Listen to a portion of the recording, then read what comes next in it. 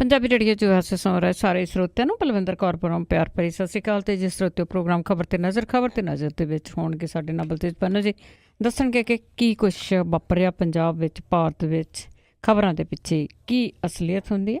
ਧੰਨਵਾਦ ਕਰਨਾ ਚਾਹੁੰਦੇ ਸਾਡੇ ਸਪਾਂਸਰ ਦਾ ਜਿਨ੍ਹਾਂ ਨੇ ਇਸ ਪ੍ਰੋਗਰਾਮ ਨੂੰ ਸਪਾਂਸਰ ਕੀਤਾ। ਆਪ ਸਭ ਤੱਕ ਪਹੁੰਚਾਇਆ ਜੀ ਖਾਲਸਾ ਇੰਸ਼ੋਰੈਂਸ ਏਜੰਸੀ ਵਾਲੇ, ਜਿਨ੍ਹਾਂ ਦਾ ਫੋਨ ਨੰਬਰ 4082722500 ਜੋ ਹਰ ਇੱਕ ਤਰ੍ਹਾਂ ਦੀ ਇੰਸ਼ੋਰੈਂਸ ਕਰਦੇ ਨੇ। ਗੁਰਦੀਪ ਸਿੰਘ ਜੀ ਵਿਰਦੀ ਕਲੋਵਸ, ਸ਼ਾਨਜੀਤ ਸਿੰਘ ਕਲੋਟੀ ਜੋਬਾ ਸਿਟੀ, ਸਤਨਾਮ ਸਿੰਘ ਸ਼ੇਰਗਿੱਲ ਸਲਮਾ ਤੋਂ, ਬਹਾਦਰ ਸਿੰਘ ਗਿੱਲ ਫਾਵਲਰ, ਸੁੱਚਾ ਸਿੰਘ ਜੀ ਫਰੈਜ਼ਨਾ ਤੋਂ, ਸਰਬਜੀਤ ਸਿੰਘ ਚੋਕਰ ਟਰਲਿਕ, ਹਰਵਿੰਦਰ ਸਿੰਘ ਜੀ ਸਮਰਾ, ਸੁਰਿੰਦਰ ਸਿੰਘ ਜੀ ਜੋਬਾ ਸਿਟੀ ਤੋਂ, ਜੱਸੀ ਗਿੱਲ ਫਲੈਮਿੰਗ ਵਾਲੇ ਬੇਕਰਸਫੀਲਡ, ਤਲਵਿੰਦਰ ਸਿੰਘ ਤੇ ਪ੍ਰੀਤਮ ਸਿੰਘ ਗਿੱਲ ਬੇਕਰਸਫੀਲਡ। ਬਹੁਤ ਬਹੁਤ ਆਪ ਸਭ ਦਾ ਧੰਨਵਾਦ ਕਰਦੇ ਹਾਂ। ਪ੍ਰੋਗਰਾਮ ਨੂੰ ਸਪਾਂਸਰ ਕੀਤਾ ਸਭ ਤੱਕ ਪਹੁੰਚਾਇਆ ਜੀ।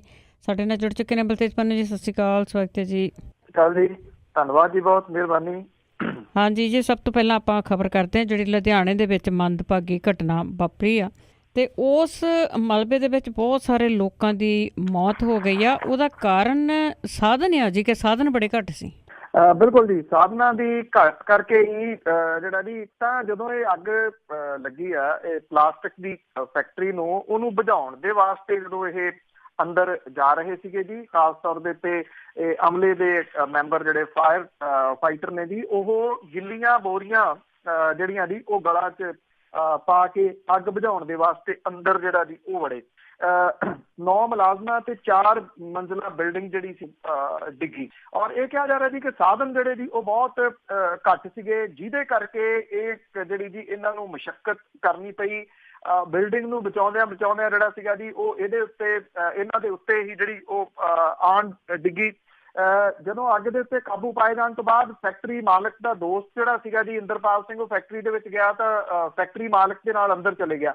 ਜਦੋਂ ਬਾਹਰ ਆਉਣ ਲੱਗੇ ਤਾਂ ਇੰਦਰਪਾਲ ਜਿਹੜਾ ਸੀਗਾ ਜੀ ਉਹ ਰੁਕ ਗਿਆ ਤੇ ਸ਼ਾਇਦ ਪਾਈਪ ਠੀਕ ਕਰਨ ਲੱਗ ਗਿਆ। ਇਹਦੇ ਦੌਰਾਨ ਬਿਲਡਿੰਗ ਜਿਹੜੀ ਸੀ ਉਹ ਡਿੱਗ ਪਈ। 9 ਦੇ ਕਰੀਬ ਜਿਹੜੇ ਜੀ ਮੁਲਾਜ਼ਮ ਆ ਉਹ ਇਸ ਡਿੱਗੀ ਬਿਲਡਿੰਗ ਦੇ ਹੇਠ ਆ ਗਏ ਜੀ। ਦੇਰ ਰਾਤ ਤੱਕ ਜਿਹੜੇ ਰਾਹਤ ਕਾਰਜ ਸੀਗੇ, ਬਚਾਓ ਕਾਰਜ ਸੀਗੇ, ਉਹ ਚੱਲਦੇ ਰਹੇ, ਪਰ ਬਹੁਤੀਆਂ ਡੈਡ ਬੋਡੀਜ਼ ਜਿਹੜੀਆਂ ਜੀ ਉਹ ਕੱਢੀਆਂ ਨਹੀਂ ਸਨ ਜਾ ਸਕੀਆਂ ਲੇਟ ਨਾਈਟ ਤੱਕ ਜੀ। ਅਜੇ ਵੀ ਜਿਹੜੇ ਬਹੁਤ ਸਾਰੇ ਮੁਲਾਜ਼ਮ ਨੇ ਇਹ ਉਹ ਦਬੇ ਹੋਏ ਨੇ, ਉਹਨਾਂ ਦੀਆਂ ਲਾਸ਼ਾਂ ਜਿਹੜੀਆਂ ਉਹ ਦਬੀਆਂ ਹੋਈਆਂ ਨੇ। ਇੱਕ ਇੱਥੋਂ ਤੱਕ ਕਿ ਪਿਓ ਜਿਹੜਾ ਸੀਗਾ ਜੀ ਇੱਕ ਬੰਦੇ ਦਾ, ਉਹ ਮਲਬੇ ਦੇ ਹੇਠ ਦਬ ਗਿਆ। ਉਹਦੇ ਬਾਵਜੂਦ ਜਿਹੜਾ ਉਹਦਾ ਪੁੱਤ ਸੀਗਾ ਜੀ ਉਹ ਆਪਣੀ ਡਿਊਟੀ ਨਿਭਾਉਂਦਾ ਰਿਹਾ। ਜਿਹੜੇ 7.5 ਘੰਟਿਆਂ ਤੋਂ ਬਾਅਦ ਇੱਕ ਜਿਹੜਾ ਡਰਾਈਵਰ ਸੀਗਾ, ਫੈਕਟਰੀ ਮਾਲਕ ਦਾ ਡਰਾਈਵਰ, ਉਹਨੂੰ ਜਿਹੜਾ ਉਹ ਕੱਢਿਆ ਗਿਆ। ਉਹ ਬਚ ਤਾਂ ਗਿਆ ਕਿ ਇੱਕ ਜਿਹੜੀ ਲੱਕੜ ਦੀ ਵੱਡੀ ਅਲਮਾਰੀ ਸੀ ਉਹਦੇ ਨੇੜੇ ਸੀਗਾ ਉਹ, ਔਰ ਮਲਬੇ ਜਿਹੜਾ ਸੀਗਾ ਉਹਦੇ ਕੋਲ ਜ਼ਿਆਦਾ ਨਹੀਂ ਆਇਆ, ਉਹ ਫਸਿਆ ਜ਼ਰੂਰ ਰਿਹਾ। ਜਦੋਂ ਇਹ ਜਿਹੜੇ ਸੁਰੱਖਿਆ ਵਾਲੇ ਸੰਬੰਧੀ ਉਹਨੂੰ ਕੱਢਣ ਦੀ ਕੋਸ਼ਿਸ਼ ਕਰ ਰਹੇ ਸਨ ਤਾਂ ਉਹਨੇ ਰੌਲਾ ਉੱਥੇ ਜਿਹੜਾ ਜੀ ਉਹ ਪਾਇਆ। ਇਸ ਵੇਲੇ ਇਹ ਜੇਰੇ ਇਲਾਜ ਆ। ਕਿਸੇ ਹੋਰ ਦਾ ਜਿਹੜਾ ਜੀ ਇਹਦੇ ਵਿੱਚ ਬਚੇ ਹੋਣ ਦੀ ਹੁਣ ਆਸ ਹੈ ਨਹੀਂ ਗੀ ਜੀ। ਔਰ ਉਹਨਾਂ ਦੀਆਂ ਜਿਹੜੀਆਂ ਲਾਸ਼ਾਂ ਨੇ ਉਹਨਾਂ ਨੂੰ ਕੱਢਣ ਦਾ ਕੰਮ ਜਿਹੜਾ ਜੀ ਉਹ ਨਿਰੰਤਰ ਜਾਰੀ ਆ। ਇਹ ਕਿਹਾ ਜਾ ਰਿਹਾ ਜੀ ਕਿ ਜਿਹੜੀਆਂ ਪੁਰਾਣੀਆਂ ਬਿਲਡਿੰਗਸ ਨੇ ਉਹਨਾਂ ਦੇ ਵਿੱਚ ਅੱਗ ਦੇ ਉੱਤੇ ਕਾਬੂ ਪਾਉਣ ਦੇ ਵਾਸਤੇ, ਅੱਗ ਨੂੰ ਰੋਕਣ ਦੇ ਵਾਸਤੇ ਕੋਈ ਸੁਰੱਖਿਆ ਦੇ ਜਿਹੜੇ ਆ ਜੀ ਉਹ ਇੰਤਜ਼ਾਮ ਹੈ ਨਹੀਂ ਗਏ। ਪਿਛਲੇ ਦਿਨੀ ਇੱਥੇ ਪਟਿਆਲੇ ਦੇ ਵਿੱਚ ਇੱਕ ਤੇਲ ਦੀ ਫੈਕਟਰੀ ਦੇ ਵਿੱਚ ਧਮਾਕਾ ਹੋਇਆ ਸੀ। ਅਜੇ ਤੱਕ ਉਹ ਭੇਦ ਹੀ ਹੈ ਕਿ ਧਮਾਕਾ ਕਿਉਂ ਹੋਇਆ, ਪੂਰੀ ਉਹ ਬਿਲਡਿੰਗ ਉੱਡ ਗਈ। ਇਸੇ ਤਰੀਕੇ ਦੇ ਨਾਲ ਇਹ 5 ਮੰਜ਼ਿਲਾ ਜਿਹੜੀ ਬਿਲਡਿੰਗ ਹੈ ਜੀ ਉਹ ਤੁਸੀਂ ਕਹਿ ਲਓ ਕਿ ਉਹ ਕਈ ਉਹਦੇ ਵਿੱਚ ਊਣਤਾਈਆਂ ਸੀ, ਜਿਹਦੇ ਕਰਕੇ ਉੱਪਰਲੀ ਮੰਜ਼ਿਲ ਦੇ ਵਿੱਚ ਲੱਗੀ ਜਿਹੜੀ ਅੱਗ ਸੀ ਉਹਦੀ ਵਜ੍ਹਾ ਕਰਕੇ ਇਹ ਪੂਰੀ ਦੀ ਪੂਰੀ 5 ਮੰਜ਼ਿਲੀ ਬਿਲਡਿੰਗ ਜਿਹੜੀ ਸੀ ਉਹ ਢਹਿ ਢੇਰੀ ਹੋਈ। ਔਰ ਇਹਦੇ ਵਿੱਚ ਕਈ ਲੋਕਾਂ ਦੀਆਂ ਲਾਸ਼ਾਂ ਅਜੇ ਵੀ ਜਿਹੜੀਆਂ ਉਹ ਫਸੀਆਂ ਪਈਆਂ ਨੇ। ਬਿਲਕੁਲ ਜੀ, ਜਿਹੜੀ ਵੀ ਸਰਕਾਰ ਆਉਂਦੀ ਹੈ ਕਹਿੰਦੇ ਅਸੀਂ ਤਰੱਕੀ ਬੜੀ ਕੀਤੀ ਆ। ਦੇਖ ਲਓ ਤਰੱਕੀ ਕਿ ਲੋਕ ਹੌਸਪੀਟਲ ਜਾਣ ਤੋਂ ਪਹਿਲਾਂ ਹੀ ਚੱਲ ਵਸਦੇ ਨੇ। ਅੱਗੇ ਆਪਾਂ ਪਦਮਾਵਤੀ ਬਾਰੇ ਗੱਲ ਕਰੀਏ ਕਿ ਉਹ ਜਿਹੜੀ ਫਿਲਮ ਹੈਗੀ ਆ ਉਸ ਬਾਰੇ ਬਹੁਤ ਕੁਛ ਹੋ ਰਿਹਾ ਆ ਤੇ ਸੁਪਰੀਮ ਕੋਰਟ ਨੇ ਵੀ ਉਹ ਜਿਹੜੀ ਪਟੀਸ਼ਨ ਸੀਗੀ ਰੱਦ ਕੀਤੀ ਹੈ। ਐਕਚੁਅਲੀ ਜੀ ਇਹਦੇ ਉੱਤੇ ਰਾਜਨੀਤੀ ਜਿਹੜੀ ਆ ਉਹ ਜ਼ਿਆਦਾ ਹੋ ਰਹੀ ਆ, ਕਿਉਂਕਿ ਰਾਜਸਥਾਨ ਦੀ ਪਿੱਠ ਭੂਮੀ ਤੇ ਬਣੀ ਇਹ ਫਿਲਮ ਕਿਸੇ ਨੇ ਨਹੀਂ ਵੇਖੀ ਅਜੇ ਤੱਕ। ਸੈਂਸਰ ਬੋਰਡ ਨੇ ਇਹਨੂੰ ਕੋਈ ਸਰਟੀਫਿਕੇਟ ਨਹੀਂ ਦਿੱਤਾ। ਸੈਂਸਰ ਬੋਰਡ ਨੇ ਇਹ ਫਿਲਮ ਜਿਹੜੀ ਆ ਜੀ ਉਹ ਮੋੜੀ ਆ। ਉਹ ਇਸ ਕਰਕੇ ਮੋੜੀ ਆ ਕਿ ਉਹਦੇ ਵਿੱਚ ਕੁਛ ਟੈਕਨੀਕਲ ਖਾਮੀਆਂ ਸੀਗੀਆਂ, ਤਕਨੀਕੀ ਕੁਛ ਖਾਮੀਆਂ ਸੀਗੀਆਂ ਐਪਲੀਕੇਸ਼ਨ ਦੇ ਵਿੱਚ। ਇਹ ਕਿਹਾ ਗਿਆ ਕਿ ਉਹ ਪ੍ਰੋਪਰ ਜਿਹੜੀ ਆ ਜੀ ਇਹਨੂੰ ਭਰ ਕੇ ਭੇਜਣ, ਕਿਉਂਕਿ ਰਾਜਸਥਾਨ ਦੇ ਵਿੱਚ ਚੋਣਾਂ ਹੋਣੀਆਂ ਜੀ ਮੂਹਰਲੇ ਵਰੇ ਜਿਹਦੇ ਕਰਕੇ ਜਿਹੜੇ ਆ ਜੀ ਇਹਨੂੰ ਸਿਆਸੀ ਰੰਗਤ ਜਿਹੜੀ ਆ ਉਹ ਦਿੱਤੀ ਜਾ ਰਹੀ ਆ ਤੇ ਇਸ ਜਿਹੜੀ ਇਹ ਸਿਆਸਤ ਦਾ ਤਮਾਸ਼ਾ ਜਿਹੜਾ ਜੀ ਉਹ ਹੋ ਰਿਹਾ, ਉਹਦੇ ਵਿੱਚ ਕੋਈ ਪਿੱਛੇ ਨਹੀਂ ਰਹਿਣਾ ਚਾਹੁੰਦਾ ਜੀ। ਹਰ ਕੋਈ ਇਹਦੇ ਵਿੱਚ ਜਿਹੜਾ ਉਹ ਕੁੱਦ ਜਾਣਾ ਚਾਹੁੰਦਾ। ਰਾਜਸਥਾਨ ਦੇ ਵਿੱਚ ਤਾਂ ਜੋ ਹਾਲਾਤ ਜਿਹੜੇ ਆ ਜੀ ਉਹ ਬਣਾਏ ਪਏ ਆ ਇਸ ਫਿਲਮ ਨੂੰ ਲੈ ਕੇ, ਜਿਹੜਾ ਕੁਝ ਬੰਦੇ ਕਹਿੰਦੇ ਆ ਕਿ ਨੱਕ ਵੱਢਿਆ ਜਾਵੇ ਇਸ ਫਿਲਮ ਦੀ ਜਿਹੜੀ ਅਦਾਕਾਰ ਹੈ ਉਹਦਾ, ਕੋਈ ਉਹਨਾਂ ਦੇ ਸਿਰ ਲਾਉਣ ਦੇ ਵਾਸਤੇ 10 ਕਰੋੜ ਰੁਪਏ ਦਾ ਇਨਾਮ ਰੱਖ ਰਿਹਾ, ਬਜਾਏ ਇਹਦੇ ਕਿ ਉਹਨਾਂ ਦੇ ਉੱਤੇ ਪ੍ਰਸ਼ਾਸਨ ਕੋਈ ਕਾਰਵਾਈ ਕਰੇ, ਉਹ ਅਗਵਾਈ ਕਰਦੇ ਫਿਰਦੇ ਆ ਉਹਨਾਂ ਲੋਕਾਂ ਦੀ ਜਿਹੜੇ ਇਸ ਮਾਮਲੇ ਦੇ ਵਿੱਚ ਰੋਸ ਮੁਜ਼ਾਹਰੇ ਜਿਹੜੇ ਆ ਉਹ ਰਾਜਸਥਾਨ ਦੇ ਵਿੱਚ ਕਰ ਰਹੇ ਆ। ਮੱਧ ਪ੍ਰਦੇਸ਼ ਦੇ ਮੁੱਖ ਮੰਤਰੀ ਇਹਦੇ ਵਿੱਚ ਕੁੱਦ ਪਏ, ਕਹਿੰਦੇ ਇੱਥੇ ਤਾਂ ਅਸੀਂ ਰਿਲੀਜ਼ ਨਹੀਂ ਹੋਣ ਦਿੰਦੇ।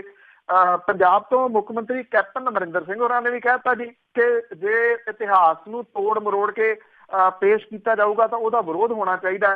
ਹੁਣ ਸਵਾਲ ਵੱਡਾ ਇਹ ਆ ਕਿ ਜਦੋਂ ਕਿਸੇ ਨੇ ਫਿਲਮ ਵੇਖੀ ਨਹੀਂ ਅਜੇ ਤੱਕ, ਇਹਨਾਂ ਨੂੰ ਕਿਵੇਂ ਪਤਾ ਲੱਗ ਗਿਆ ਜੀ ਕਿ ਇਤਿਹਾਸ ਜਿਹੜਾ ਇਹਦੇ ਵਿੱਚ ਤੋੜ ਮਰੋੜ ਕੇ ਪੇਸ਼ ਕੀਤਾ ਗਿਆ। ਇਸੇ ਤਰ੍ਹਾਂ ਇੱਕ ਪਟੀਸ਼ਨ ਜਿਹੜੀ ਸੀ ਉਹ ਸੁਪਰੀਮ ਕੋਰਟ ਦੇ ਵਿੱਚ ਪਾ ਦਿੱਤੀ ਗਈ ਕਿ ਇਤਰਾਜ਼ਯੋਗ ਦ੍ਰਿਸ਼ ਜਿਹੜੇ ਆ ਉਹ ਹਟਾਏ ਜਾਣ।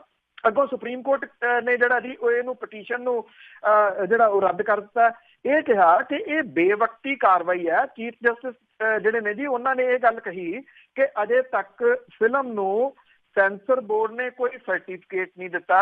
ਸੁਪਰੀਮ ਕੋਰਟ ਸੰਵਿਧਾਨਕ ਇੱਕ ਜਿਹੜੀ ਸੰਸਥਾ ਹੈ ਸੈਂਸਰ ਬੋਰਡ, ਉਹਨੂੰ ਉਹ ਕਿਵੇਂ ਰੋਕ ਸਕਦਾ ਆਪਣੇ ਫਰਜ਼ ਜਿਹੜਾ ਜੀ ਉਹ ਨਿਭਾਉਣ ਤੋਂ? ਕਿਹੜੇ ਉਹ ਸੀਨ ਨੇ ਜਿਹੜੇ ਇਤਰਾਜ਼ਯੋਗ ਨੇ? ਜੇ ਇਹਦੇ ਉੱਤੇ ਕੋਈ ਇਤਰਾਜ਼ ਲਾਊਗਾ ਸੈਂਸਰ ਬੋਰਡ ਤੇ ਬਾਅਦ ਦੇ ਵਿੱਚ ਜਿਹੜਾ ਜੀ ਇਹ ਗੱਲ ਜਿਹੜੀ ਉਹ ਦੇਖੀ ਜਾਣੀ ਚਾਹੀਦੀ ਹੈ। ਫਿਲਮ ਅਜੇ ਸੈਂਸਰ ਨਹੀਂ ਹੋਈ, ਫਿਲਮ ਕਿਸੇ ਨੇ ਦੇਖੀ ਨਹੀਂ, ਇਹ ਰੌਲਾ ਰੱਪਾ ਜਿਹੜਾ ਜੀ ਉਹ ਇੰਨਾ ਜ਼ਿਆਦਾ ਪੈ ਗਿਆ ਕਿ ਇਉਂ ਲੱਗਦਾ ਹੈ ਕਿ ਜਿਵੇਂ ਪਦਮਾਵਤੀ ਹਰੇਕ ਨੇ ਜਿਹੜੀ ਆ ਉਹ ਵੇਖ ਲਈ ਹੋਵੇ ਤੇ ਜਿਹੜੇ ਇਹ ਸਿਆਸੀ ਲੋਕ ਨੇ ਜੀ ਉਹਦੇ ਉੱਤੇ ਆਪਣੀਆਂ ਸਿਆਸੀ ਰੋਟੀਆਂ ਜਿਹੜੀਆਂ ਜੀ ਉਹ ਸੇਕ ਰਹੇ ਹੋਣ।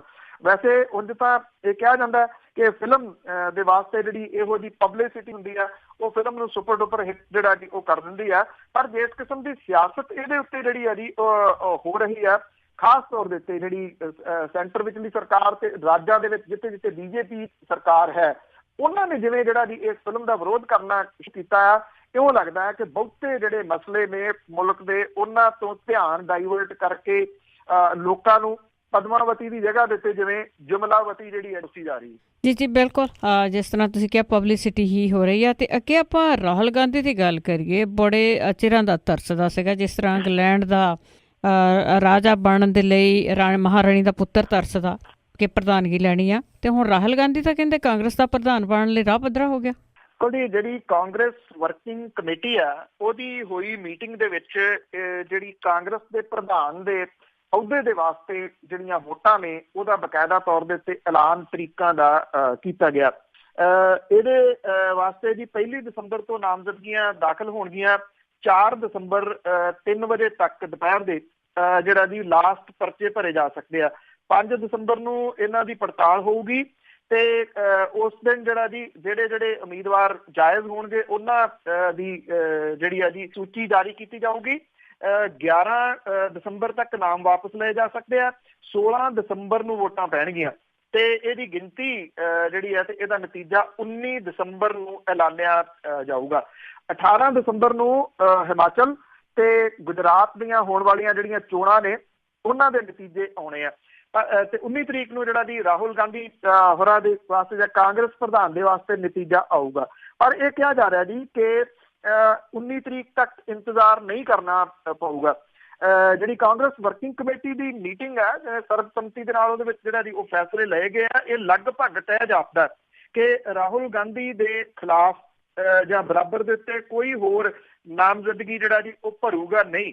ਤੇ ਜਿਹੜੀ 4 ਦਸੰਬਰ ਹੈ ਉਹ ਲਾਸਟ ਡੇਟ ਹੈ 3 ਵਜੇ ਤੱਕ, ਔਰ 4 ਦਸੰਬਰ ਨੂੰ 3 ਵਜੇ ਤੱਕ ਜੇ ਕੋਈ ਹੋਰ ਜਿਹੜਾ ਜੀ ਨਾਮ ਸਾਹਮਣੇ ਨਹੀਂ ਆਉਂਦਾ ਤਾਂ ਉਸ ਦਿਨ ਇਹ ਤੈਅ ਹੋ ਜਾਊਗਾ ਜੀ ਕਿ ਕੌਣ ਪ੍ਰਧਾਨ ਜਿਹੜਾ ਜੀ ਉਹ ਬਣ ਜਾ ਰਿਹਾ। ਜਿਹੋ ਜਿਹੇ ਹਾਲਾਤ ਨੇ ਇਸ ਵੇਲੇ ਕਾਂਗਰਸ ਵਰਕਿੰਗ ਕਮੇਟੀ ਨੇ ਜਿਵੇਂ ਦੇ ਫੈਸਲੇ ਲਏ ਆ ਉਹਦੇ ਵਿੱਚ ਲੱਗਦਾ ਨਹੀਂ ਗਾ ਜੀ ਕਿ ਗੱਲ ਜਿਹੜੀ ਆ ਉਹ 16 ਦਸੰਬਰ ਤੱਕ ਜਿਹੜੀ ਆ ਉਹ ਜਾਊਗੀ ਤੇ ਵੋਟਾਂ ਦੇ ਨਾਲ ਨਤੀਜਾ ਜਿਹੜਾ ਉਹ ਐਲਾਨਿਆ ਜਾਊਗਾ।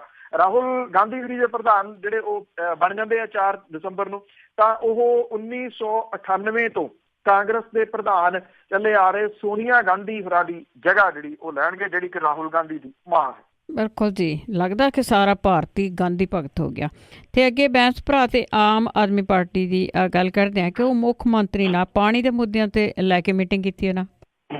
ਵੀ ਪਿਛਲੇ ਦਿਨੀ ਜਿਹੜੇ ਬੈਂਸ ਭਰਾ ਸੀਗੇ ਉਹਨਾਂ ਨੇ ਆਪ ਦੇ ਕੁਝ MLA ਦੇ ਨਾਲ ਸੈਕਟਰੀਏਟ ਦੇ ਵਿੱਚ ਜਾ ਕੇ ਜਿਹੜਾ ਦੀ ਉਹ ਰੋਸ ਧਰਨਾ ਲਾ ਦਿੱਤਾ ਸੀਗਾ। ਇਹ ਬੜੀ ਹਾਈ ਸਿਕਿਉਰਿਟੀ ਵਾਲੀ ਜਗ੍ਹਾ ਸੀਗੀ, ਉੱਥੇ ਇਹ ਪਹੁੰਚ ਗਏ ਕਿਸੇ ਤਰੀਕੇ ਦੇ ਨਾਲ ਤੇ ਉੱਥੇ ਪਹੁੰਚ ਕੇ ਇਹਨਾਂ ਨੇ ਧਰਨਾ ਜਿਹੜਾ ਦੀ ਉਹ ਲਾ ਦਿੱਤਾ। ਇਹ ਵੀ ਕਿਹਾ ਸੀਗਾ ਕਿ ਜਦੋਂ ਤੱਕ ਇਸ ਮੁੱਦੇ ਦੇ ਉੱਤੇ ਮੁੱਖ ਮੰਤਰੀ ਜਿਹੜੇ ਆ ਉਹ ਮੀਟਿੰਗ ਨਹੀਂ ਕਰਦੇ, ਗੱਲ ਨਹੀਂ ਕਰਦੇ, ਇਹਨੂੰ ਅੱਗੇ ਨਹੀਂ ਤੋਰਦੇ ਤੇ ਉਹ ਹਰ ਹਫ਼ਤੇ ਜਿਹੜਾ ਜੀ ਮੁੱਖ ਮੰਤਰੀ ਨਿਵਾਸ ਤੇ ਬਾਹਰ ਧਰਨਾ ਦੇਣਗੇ। ਬੈਂਸ ਭਰਾਵਾਂ ਨੇ ਇਹ ਐਲਾਨ ਕੀਤਾ ਸੀ। ਸਿਮਰਜੀਤ ਸਿੰਘ ਬੈਂਸ ਤੇ ਬਲਵਿੰਦਰ ਸਿੰਘ ਬੈਂਸ ਨੇ ਐਕਚੁਅਲੀ ਪਿਛਲੇ ਵਿਧਾਨ ਸਭਾ ਸੈਸ਼ਨ ਦੇ ਵਿੱਚ ਇਹ ਮੁੱਦੇ ਦੇ ਉੱਤੇ ਜਿਹੜੀ ਇਹਦੀ ਗੱਲ ਕੀਤੀ ਸੀ ਔਰ ਉਭਾਰਿਆ ਸੀਗਾ ਇਹਨੂੰ ਕਿ ਜਿਹੜੇ ਦੂਜੇ ਰਾਜਾਂ ਨੂੰ ਪਾਣੀ ਜਾਂਦਾ, ਜਿਹਦੇ ਵਿੱਚ ਰਾਜਸਥਾਨ, ਹਰਿਆਣਾ, ਉਹਨਾਂ ਨੂੰ ਇਸ ਪਾਣੀ ਦਾ ਮੁੱਲ ਜਿਹੜਾ ਜੀ ਉਹ ਦੇਣਾ ਚਾਹੀਦਾ ਪੰਜਾਬ ਵਿੱਚ। ਇਸੇ ਮੁੱਦੇ ਨੂੰ ਲੈ ਕੇ ਉਹਨਾਂ ਨੇ ਮੁੱਖ ਮੰਤਰੀ ਦੇ ਨਾਲ ਜਿਹੜੀ ਇਹਦੀ, ਕਿਉਂਕਿ ਜਦੋਂ ਪਿਛਲੇ ਹਫ਼ਤੇ ਇਹਨਾਂ ਨੇ ਧਰਨਾ ਲਾਇਆ ਤੇ ਉੱਥੇ ਮੁੱਖ ਮੰਤਰੀ ਦੇ ਜਿਹੜੇ ਸਲਾਹਕਾਰ ਨੇ ਕੈਪਟਨ ਸੰਦੀਪ ਸੰਧੂ, ਉਹਨਾਂ ਨੇ ਇਹ ਵਾਅਦਾ ਕੀਤਾ ਸੀਗਾ ਕਿ ਉਹ ਮੁੱਖ ਮੰਤਰੀ ਦੇ ਨਾਲ ਉਹਨਾਂ ਦੀ ਮੀਟਿੰਗ ਜਿਹੜੀ ਉਹ ਕਰਵਾ ਦੇਣਗੇ। ਇਹਨੂੰ ਲੈ ਕੇ ਇਹ ਮੀਟਿੰਗ ਜਿਹੜੀ ਹੋਈ ਆ, ਇਹਦੇ ਵਿੱਚ ਦੋਵੇਂ ਬੈਂਸ ਭਰਾਵਾਂ ਤੋਂ ਇਲਾਵਾ ਸੁਖਪਾਲ ਸਿੰਘ ਖਹਿਰਾ, ਜਿਹੜੇ ਕੰਵਰ ਸੰਧੂ, ਨਾਜ਼ਰ ਸਿੰਘ ਮਾਨਸ਼ਾਹੀਆ, ਕੁਲਵੰਤ ਸਿੰਘ ਪੰਡੋਰੀ ਜਿਹੜੇ ਸੀਗੇ ਜੀ, ਇਹ ਸ਼ਾਮਲ ਸਨ ਇਸ ਮੀਟਿੰਗ ਦੇ ਵਿੱਚ। ਬੈਂਸ ਭਰਾ ਜਿਹੜੇ ਨੇ ਜੀ, ਉਹਨਾਂ ਨੇ ਮੁੱਖ ਮੰਤਰੀ ਹੋਰਾਂ ਦੇ ਕੋਲੇ ਮੁੱਦਾ ਰੱਖਿਆ ਕਿ ਇਸ ਗੱਲ ਨੂੰ ਅੱਗੇ ਤੋਰਨ। ਪਹਿਲਾਂ ਤਾਂ ਇਹ ਦੱਸਿਆ ਗਿਆ ਜੀ ਕਿ ਮੁੱਖ ਮੰਤਰੀ ਹੋਰੀ ਨੇ ਉਹਨਾਂ ਨੇ ਇਹ ਕਿਹਾ ਕਿ ਜੇ ਇਉਂ ਪੰਜਾਬ ਪਾਣੀ ਦੇ ਪੈਸੇ ਜਿਹੜੇ ਆ ਜੀ ਉਹ ਲਾਊਗਾ ਤੇ ਫਿਰ ਹਿਮਾਚਲ ਜਿਹੜਾ ਉਹ ਪੰਜਾਬ ਤੋਂ ਪੈਸੇ ਮੰਗੂਗਾ। ਇਹ ਕਿਹਾ ਗਿਆ ਜੀ ਕਿ ਬੈਂਸ ਭਰਾ ਜਿਹੜੇ ਨੇ ਉਹ ਕਨਵਿੰਸ ਕਰਨ ਦੇ ਵਿੱਚ ਸਫਲ ਰਹੇ ਨੇ ਮੁੱਖ ਮੰਤਰੀ ਹੋਰਾਂ ਨੂੰ ਕਿ ਪੰਜਾਬ ਹਿਮਾਚਲ ਤੋਂ ਪਾਣੀ ਨਹੀਂ ਲੈਂਦਾ, ਨਾ ਉਹਨੇ ਕੋਈ ਨਹਿਰਾਂ ਬਣਾ ਕੇ ਜਿਹੜੀਆਂ ਜੀ ਹਿਮਾਚਲ ਤੋਂ ਪਾਣੀ ਲਿਆ। ਇਹ ਕੁਦਰਤੀ ਬਹਾਓ ਆ ਕਿ ਹਿਮਾਚਲ ਜਿਹੜਾ ਪਹਾੜੀ ਖੇਤਰ ਹੈ ਤੇ ਉਹ ਪਾਣੀ ਜਿਹੜਾ ਇਸ ਮੈਦਾਨੀ ਖੇਤਰ ਵਾਲੇ ਸੂਬੇ ਪੰਜਾਬ ਵੱਲ ਨੂੰ ਆਉਂਦਾ, ਜਦੋਂ ਕਿ ਜਿਹੜਾ ਰਾਜਸਥਾਨ ਨੂੰ ਪਾਣੀ ਦਿੱਤਾ ਜਾ ਰਿਹਾ, ਹਰਿਆਣੇ ਨੂੰ ਪਾਣੀ ਦਿੱਤਾ ਜਾ ਰਿਹਾ ਜਾਂ ਦਿੱਲੀ ਨੂੰ ਜਿਹੜਾ ਦੀ ਪਾਣੀ ਅੱਗੇ ਇਹ ਜਾਂਦਾ, ਇਹ ਬਕਾਇਦਾ ਤੌਰ ਦੇ ਉੱਤੇ ਨਹਿਰਾਂ ਬਣਾ ਕੇ ਫੇਰ ਦਿੱਤਾ ਜਾਂਦਾ। ਇਹ ਕੁਦਰਤੀ ਬਹਾਓ ਦੇ ਨਾਲ ਜਿਹੜਾ ਵੀ ਉਸ ਪਾਸੇ ਨੂੰ ਨਹੀਂ ਜਾਂਦਾ। ਇਹਦੇ ਉੱਤੇ ਇਹ ਪਤਾ ਲੱਗਾ ਜੀ ਕਿ ਮੁੱਖ ਮੰਤਰੀ ਹੋਰਾਂ ਨੇ ਇੰਨੀ ਹਾਮੀ ਜਿਹੜੀ ਆ ਉਹ ਭਰੀ ਆ ਕਿ ਉਹ ਤਕਨੀਕੀ ਤੌਰ ਦੇ ਉੱਤੇ ਔਰ ਕਾਨੂੰਨੀ ਜਿਹੜੀ ਰਾਏ ਆ ਇਹਦੇ ਉੱਤੇ ਲੈ ਕੇ ਇਸ ਗੱਲ ਨੂੰ ਅੱਗੇ ਜਿਹੜੀ ਆ ਜੀ ਉਹ ਤੋਰਨਗੇ। ਜੋ ਬੈਂਸ ਭਰਾਵਾਂ ਦੇ ਹਵਾਲੇ ਦੇ ਨਾਲ ਖਬਰ ਹੈ ਜੀ, ਇਹ ਕਿਹਾ ਗਿਆ ਜੀ ਕਿ ਉਹ ਕਾਫੀ ਹੱਦ ਤੱਕ ਕਨਵਿੰਸ ਕਰਨ ਦੇ ਵਿੱਚ ਮੁੱਖ ਮੰਤਰੀ ਨੂੰ ਸਫਲ ਰਹੇ ਆ। ਜੇ ਇਸ ਤਰ੍ਹਾਂ ਇਹ ਹੁੰਦਾ ਹੈ ਤੇ ਇਹ ਕਿਹਾ ਜਾ ਸਕਦਾ ਜੀ ਇੱਕ ਬਹੁਤ ਵੱਡੀ ਪ੍ਰਾਪਤੀ ਹੋ ਸਕਦੀ ਹੈ ਪੰਜਾਬ ਦੇ ਵਿੱਚ। ਬਿਲਕੁਲ ਜੀ, ਆਉਣ ਵਾਲੇ ਟਾਈਮ 'ਚ ਹੀ ਪਤਾ ਲੱਗੂਗਾ ਕੀ ਕਹਿੰਦੇ ਆ। ਤੇ ਅੱਗੇ ਆਪਾਂ ਕਿਸਾਨਾਂ ਦੀ ਗੱਲ ਕਰਦੇ ਹਾਂ ਕਿ ਕਿਸਾਨਾਂ ਦੇ ਮੁੱਦੇ ਵਿਚਾਰਿਆਂ ਦੇ ਕੋਈ ਨਹੀਂ ਸੁਣਦਾ। ਦਿੱਲੀ 'ਚ ਕਿਸਾਨਾਂ ਨੇ ਕਿਸਾਨ ਸੰਸਦ ਲਾਈ। ਬਿਲਕੁਲ ਜੀ, ਮੁਲਕ ਭਰ ਦੇ ਵਿੱਚੋਂ ਇਕੱਠੇ ਹੋਏ ਜੀ ਕਿਸਾਨ ਦਿੱਲੀ ਦੇ ਵਿੱਚ ਜਾ ਕੇ ਔਰ ਇੱਕ ਜੁੱਟ ਹੋ ਕੇ ਇਹਨਾਂ ਨੇ ਜਿਹੜੀ ਇਹਦੀ ਆਪਣੀ ਸੰਸਦ ਲਾਈ, ਕਿਸਾਨ ਸੰਸਦ ਇਹਨੂੰ ਨਾਮ ਇਹਨਾਂ ਨੇ ਦਿੱਤਾ। ਇਹ ਕਿਹਾ ਕਿ ਕਿਸਾਨਾਂ ਦੇ ਪੂਰੇ ਕਰਜ਼ੇ ਤੇ ਲੀਕ ਫੇਰੀ ਜਾਵੇ, ਫਸਲਾਂ ਦੇ ਲਾਹੇਵੰਦ ਭਾਅ ਜਿਹੜੇ ਆ ਉੱਤੇ ਜਾਣ, ਕਿਸਾਨ ਮੁਕਤੀ ਸੰਸਦ ਦੇ ਵਿੱਚ ਕਰਜ਼ਾ ਮਾਫੀ, ਜਿਣਸਾਂ ਦੇ ਲਾਹੇਵੰਦ ਭਾਅ ਦੇ ਬਾਰੇ ਜੀ 2 ਬਿੱਲ ਪਾਸ ਕੀਤੇ ਗਏ। ਇਹ ਆਲ ਇੰਡੀਆ ਕਿਸਾਨ ਸੰਘਰਸ਼ ਕੋਆਰਡੀਨੇਸ਼ਨ ਕਮੇਟੀ, ਜਿਹਨੇ ਮੁਲਕ ਭਰ ਦੇ ਵਿੱਚੋਂ 180 ਕਿਸਾਨ ਜਥੇਬੰਦੀਆਂ ਸ਼ਾਮਲ ਸੀਗੀਆਂ ਜੀ, ਇਹਦੇ ਬੈਨਰ ਦੇ ਹੇਠ ਕੀਤੀ ਗਈ। ਕਿਸਾਨ ਸੰਘਰਸ਼ ਕੋਆਰਡੀਨੇਸ਼ਨ ਕਮੇਟੀ ਦੇ ਜਿਹੜੇ ਆਗੂ ਨੇ ਜੀ, ਉਹਨਾਂ ਦੇ ਵੱਲੋਂ ਜਿਹੜੇ ਬਿੱਲ ਸੰਸਦ ਦੇ ਵਿੱਚ ਪ੍ਰਾਈਵੇਟ ਮੈਂਬਰ ਦੇ ਬਿੱਲ ਦੇ ਵਜੋਂ ਜਿਹੜਾ ਪਕਸ਼ਾ ਦੇ ਲੋਕ ਸਭਾ ਮੈਂਬਰ ਰਾਜੂ ਸ਼ੈਟੀ ਤੇ CPI ਦੇ ਰਾਜ ਸਭਾ ਮੈਂਬਰ KK ਰਾਗੇਸ਼ ਦੇ ਵੱਲੋਂ ਪੇਸ਼ ਕੀਤੇ ਜਾਣਗੇ। ਆਲ ਇੰਡੀਆ ਕਿਸਾਨ ਸਭਾ ਦੇ ਆਗੂ ਜਿਹੜੇ ਨੇ ਜੀ, ਉਹਨਾਂ ਦਾ ਇਹ ਕਹਿਣਾ ਹੈ ਕਿ ਸੰਸਦ ਦੇ ਵਿੱਚ ਇਹਨਾਂ ਪ੍ਰਾਈਵੇਟ ਬਿੱਲਾਂ ਦਾ ਪਾਸ ਹੋਣਾ ਯਕੀਨੀ ਬਣਾਉਣ ਲਈ ਜਿਹੜੀਆਂ ਹੋਰ ਰਾਜਸੀ ਪਾਰਟੀਆਂ ਨੇ ਉਹਨਾਂ ਤੋਂ ਵੀ ਹਮਾਇਤ ਜਿਹੜੀ ਹੈ ਜੀ ਉਹ ਮੰਗੀ ਜਾਊਗੀ। ਕਿ ਕਿਸਾਨ ਸੰਘਰਸ਼ ਕੋਆਰਡੀਨੇਸ਼ਨ ਕਮੇਟੀ ਜਿਹੜੀ ਹੈ ਜੀ, ਉਹਨਾਂ ਨੇ ਇਹ ਕਿਹਾ ਕਿ ਫਸਲਾਂ ਦੇ ਉੱਤੇ ਲਾਗਤ ਖਰਚਾ ਵਧਣ ਤੇ ਸਰਕਾਰ ਦੇ ਵੱਲੋਂ ਸਬਸਿਡੀਆਂ ਦੇ ਵਿੱਚ ਕਟੌਤੀ ਕੀਤੇ ਜਾਣ ਕਰਕੇ ਕਿਸਾਨਾਂ ਦੀ ਆਮਦਨ ਤੇ ਖਰਚ ਦੇ ਵਿੱਚ ਵੱਡਾ ਪਾੜਾ ਜਿਹੜਾ ਜੀ ਉਹ ਪੈ ਗਿਆ, ਜਿਹਦੇ ਕਰਕੇ ਪ੍ਰਦਰਸ਼ਨਕਾਰੀ ਕਿਸਾਨ ਜਿਹੜੇ ਜੀ ਉਹ ਇਹ ਕਹਿ ਰਹੇ ਆ ਕਿ ਕਿਸਾਨਾਂ ਦੀ ਮਦਦ ਜਿਹੜੀ ਆ ਉਹ ਕੀਤੀ ਜਾਵੇ। ਇਹ ਵੀ ਜਿਹੜਾ ਜੀ ਇਹ ਕਿਹਾ ਗਿਆ ਕਿ ਗੁਜਰਾਤ ਸਰਕਾਰ ਨੇ ਪ੍ਰਤੀ ਗੱਠ 500 ਰੁਪਏ ਜਿਹੜਾ ਜੀ ਭਾਅ ਦੇਣ ਦਾ ਐਲਾਨ ਕਰਤਾ ਕਪਾਹ ਦਿੱਤੇ, ਪਰ ਪੰਜਾਬ, ਤਾਮਿਲਨਾਡੂ, ਮਹਾਰਾਸ਼ਟਰ ਜਾਂ ਕਰਨਾਟਕ ਦੇ ਕਿਸਾਨਾਂ ਨੇ ਸਰਕਾਰ ਦਾ ਕੀ ਵਿਗਾੜਿਆ ਕਿ ਇੱਥੇ ਜਿਹੜਾ ਜੀ ਇਹ ਪੈਸੇ ਐਕਸਟਰਾ ਨਹੀਂ ਦਿੱਤੇ ਗਏ। ਇਹ ਵੀ ਕਿ ਸ਼ਾਹੂਕਾਰ ਜਿਹੜੇ ਨੇ ਉਹ ਕਰਜ਼ੇ ਦੀ ਗੱਲ ਹੀ ਨਹੀਂ ਕੀਤੀ ਜਾ ਰਹੀ, ਸਗੋਂ ਜਿਹੜੇ ਕਿ 90% ਜਿਹੜੇ ਆ ਉਹ ਕਰਜ਼ੇ ਕਰਕੇ ਪੰਜਾਬ ਦੇ ਕਿਸਾਨ ਖੁਦਕੁਸ਼ੀਆਂ ਜਿਹੜੀਆਂ ਉਹ ਕਰ ਰਹੇ ਆ। ਸੋ ਇਹ ਬਹੁਤ ਵੱਡਾ ਇਕੱਠ ਜਿਹੜਾ ਸੀਗਾ ਜੀ ਉਹ ਕਿਸਾਨਾਂ ਦਾ ਦਿੱਲੀ ਦੇ ਵਿੱਚ ਹੋ ਨਿਬੜਿਆ ਜੀ। ਪਰ ਦੇਖੋ ਵਿਚਾਰਿਆਂ ਦਾ ਬਣਦਾ ਕੀ ਆ। ਤੇ ਅੱਗੇ ਆਪਾਂ ਖੁਦਕੁਸ਼ੀ ਪੀੜਤਾਂ ਦੀ ਜੇ ਗੱਲ ਕਰੀਏ ਤੇ ਪੰਜਾਬ ਸਰਕਾਰ ਵੱਲੋਂ ਅਣਐਲਾਨੀ ਪਾਬੰਦੀ। ਐਕਚੁਅਲੀ ਜੀ ਇਹ ਜਿਹੜਾ ਖੁਦਕੁਸ਼ੀ ਪੀੜਤ ਕਿਸਾਨ ਤੇ ਮਜ਼ਦੂਰਾਂ ਨੂੰ ਜਿਹੜੇ ਪੈਸੇ ਦਿੱਤੇ ਜਾਂਦੇ ਆ 5 ਲੱਖ ਰੁਪਏ ਦੇਣ ਦਾ ਐਲਾਨ ਤਾਂ ਕੀਤਾ ਜੀ, ਪਰ ਇਹ ਇੱਕ ਜਿਹੜਾ ਜੀ ਐਲਾਨ ਬਣ ਕੇ ਹੀ ਰਹਿ ਗਿਆ। ਪੁਰਾਣੇ 2 ਤੇ 3 ਲੱਖ ਰੁਪਏ ਦੇ ਜਿਹੜਾ ਦਿੱਤੀ ਜਾਂਦੀ ਸੀ ਮਦਦ, ਉਹਨਾਂ ਬਿੱਲਾਂ ਦੇ ਉੱਤੇ ਵੀ ਖਜ਼ਾਨੇ ਦੇ ਵੱਲੋਂ ਅਣਐਲਾਨੀ ਪਾਬੰਦੀ ਲੱਗਣ ਕਰਕੇ ਜਿਹੜੇ ਪੀੜਤ ਪਰਿਵਾਰ ਨੇ ਉਹਨਾਂ ਨੂੰ ਪੈਸਾ ਨਹੀਂ ਮਿਲ ਰਿਹਾ ਜੀ। ਇਹ ਪਿਛਲੇ ਦਿਨੀ 92 ਕੇਸਾਂ ਨੂੰ ਮਨਜ਼ੂਰੀ ਮਿਲੀ ਸੀਗੀ। ਖਜ਼ਾਨੇ ਦੇ ਵਿੱਚ ਅਜੇ ਇਹਨਾਂ ਨੂੰ ਕਿੰਨਾ ਇੰਤਜ਼ਾਰ ਕਰਨਾ ਪਊਗਾ ਇਹਦੇ ਬਾਰੇ ਕੁਝ ਵੀ ਜਿਹੜਾ ਜੀ ਉਹ ਪਤਾ ਨਹੀਂ। 19 ਜੂਨ 17 ਨੂੰ ਵਿਧਾਨ ਸਭਾ ਦੇ ਵਿੱਚ ਖੁਦਕੁਸ਼ੀ ਪੀੜਤ ਕਿਸਾਨਾਂ ਤੇ ਮਜ਼ਦੂਰ ਪਰਿਵਾਰਾਂ ਦੇ ਵਾਸਤੇ ਇਹ ਜਿਹੜਾ ਪੈਸਾ ਸੀਗਾ ਜੀ 3 ਲੱਖ ਤੋਂ ਵਧਾ ਕੇ 5 ਲੱਖ ਕਰਨ ਦਾ ਐਲਾਨ ਕੀਤਾ। ਕਰਜ਼ਾ ਮੁਆਫੀ ਦਾ ਨੋਟੀਫਿਕੇਸ਼ਨ ਤਾਂ ਹੋਇਆ, ਪਰ ਇਹ ਜਿਹੜਾ ਸੀਗਾ ਜੀ ਇਸ ਐਲਾਨ ਦਾ ਨੋਟੀਫਿਕੇਸ਼ਨ ਅੱਧ ਵਾਟੇ ਹੀ ਲਟਕ ਗਿਆ, ਜਿਹੜਾ 5 ਲੱਖ ਰੁਪਇਆ ਕੀਤਾ ਸੀਗਾ। ਖੁਦਕੁਸ਼ੀ ਪੀੜਤ ਪਰਿਵਾਰਾਂ ਦੀ ਰਾਸ਼ੀ ਬਾਰੇ ਅਜੇ ਤੱਕ ਨੋਟੀਫਿਕੇਸ਼ਨ ਜਾਰੀ ਨਹੀਂ ਹੋਇਆ। ਸੂਬੇ ਦੀ ਸਰਕਾਰ ਦੇ ਵੱਲੋਂ 12 ਜੂਨ 15 ਨੂੰ ਖੁਦਕੁਸ਼ੀ ਪੀੜਤ ਕਿਸਾਨਾਂ ਤੇ ਮਜ਼ਦੂਰਾਂ ਦੇ ਪਰਿਵਾਰਾਂ ਨੂੰ ਜਿਹੜਾ ਜੀ ਜਾਰੀ ਕੀਤੀ ਦੇ ਨੋਟੀਫਿਕੇਸ਼ਨ ਦੇ ਅਨੁਸਾਰ ਖੁਦਕੁਸ਼ੀ ਦੀ ਤਰੀਕ ਤੋਂ 3 ਮਹੀਨਿਆਂ ਦੇ ਅੰਦਰ ਅੰਦਰ ਪੀੜਤ ਪਰਿਵਾਰ ਡਿਪਟੀ ਕਮਿਸ਼ਨਰਾਂ ਦੀ ਅਗਵਾਈ ਦੇ ਵਿੱਚ ਬਣੀ ਡਿਸਟ੍ਰਿਕਟ ਕਮੇਟੀ ਦੇ ਕੋਲੇ ਆਪਣੀ ਅਰਜ਼ੀ ਦੇ ਸਕਦਾ ਹੈ। ਕਮੇਟੀ ਦੇ 1 ਮਹੀਨੇ ਦੇ ਅੰਦਰ ਇਹ ਕਮੇਟੀ ਜਿਹੜੀ ਉਹ ਫੈਸਲਾ ਕਰਦੀ ਹੈ। ਮਾਲ ਤੇ ਖੇਤੀ ਵਿਭਾਗ ਦੇ ਅਧਿਕਾਰੀ ਜਿਹੜੇ ਆ ਕਿਸਾਨ ਪਰਿਵਾਰ ਦਾ ਦੁੱਖ ਵੰਡਾਉਣ ਤੇ ਉਹਨਾਂ ਦੀ ਘੱਟੋ ਘੱਟ 1 ਸਾਲ ਤੱਕ ਖੇਤੀ ਕਰਵਾਉਣ ਦੇ ਵਿੱਚ ਮਦਦ ਕਰਨਗੇ, ਇਹ ਲਿਖਿਆ ਹੋਇਆ ਜੀ। ਜਿਹੜਾ 15 ਦੇ ਵਿੱਚ ਨੋਟੀਫਿਕੇਸ਼ਨ ਜਾਰੀ ਹੋਇਆ, ਕੌਣ ਕਿਹਦੀ ਮਦਦ ਕਰਨ ਦੇ ਵਾਸਤੇ ਜਾਂਦਾ ਇਹ ਸਭ ਨੂੰ ਜਿਹੜਾ ਜੀ ਉਹ ਪਤਾ। ਸਾਲਾਂ ਤੋਂ ਤੁਸੀਂ ਕਹਿ ਲਓ ਹੁਣ ਤਾਂ ਇੱਕ ਸਾਲ ਤੋਂ 2-2 ਸਾਲ ਤੋਂ ਜਿਹੜੇ ਆ ਜੀ ਉਹ ਰੁਲਦੇ ਫਿਰਦੇ ਆ। ਮਾਨਸਾ ਜ਼ਿਲ੍ਹੇ ਦੇ ਪਿੰਡ ਸਾਹਨੇਵਾਲੀ ਦਾ ਸ਼ਿੰਗਾਰਾ ਸਿੰਘ ਦਸੰਬਰ 15 ਚ ਖੁਦਕੁਸ਼ੀ ਕਰ ਗਿਆ ਸੀਗਾ। ਜੌੜਕੀਆਂ ਦਾ ਸਤਪਾਲ ਸਿੰਘ 30 ਅਪ੍ਰੈਲ 16 ਨੂੰ ਖੁਦਕੁਸ਼ੀ ਕਰ ਗਿਆ। ਇਹਨਾਂ ਦੇ ਜਿਹੜੇ ਪੀੜਤ ਪਰਿਵਾਰਾਂ ਦੀਆਂ ਵਿਧਵਾਵਾਂ ਸੀਗੀਆਂ ਜੀ, ਇਹਨਾਂ ਦੇ ਬੱਚੇ ਅਜੇ ਤੱਕ ਸਰਕਾਰੀ ਮਦਦ ਨੂੰ ਉਡੀਕ ਰਹੇ ਆ। ਯਾਦਵਿੰਦਰ ਦਾ ਕੇਸ ਪੰਜਾਬ ਦੀ ਸਿਆਸਤ ਦੇ ਵਿੱਚ ਇਸ ਕਰਕੇ ਚਰਚਿਤ ਹੋ ਗਿਆ ਕਿਉਂਕਿ ਵੋਟਾਂ ਤੋਂ ਪਹਿਲਾਂ ਦਿੱਲੀ ਦੇ ਮੁੱਖ ਮੰਤਰੀ ਅਰਵਿੰਦ ਕੇਜਰੀਵਾਲ ਉਹਦੇ ਘਰ ਜਿਹੜਾ ਜੀ ਉਹ ਚਲੇ ਗਏ। ਉਹਦੇ ਪਿਤਾ ਜਿਹੜਾ ਸੀ ਨਿਰਮਲ ਸਿੰਘ ਨੂੰ ਉਦੋਂ ਦੀ ਸੱਤਾਧਾਰੀ ਧਿਰ ਦੇ ਗੁੱਸੇ ਦਾ ਸ਼ਿਕਾਰ ਹੋਣਾ ਪਿਆ।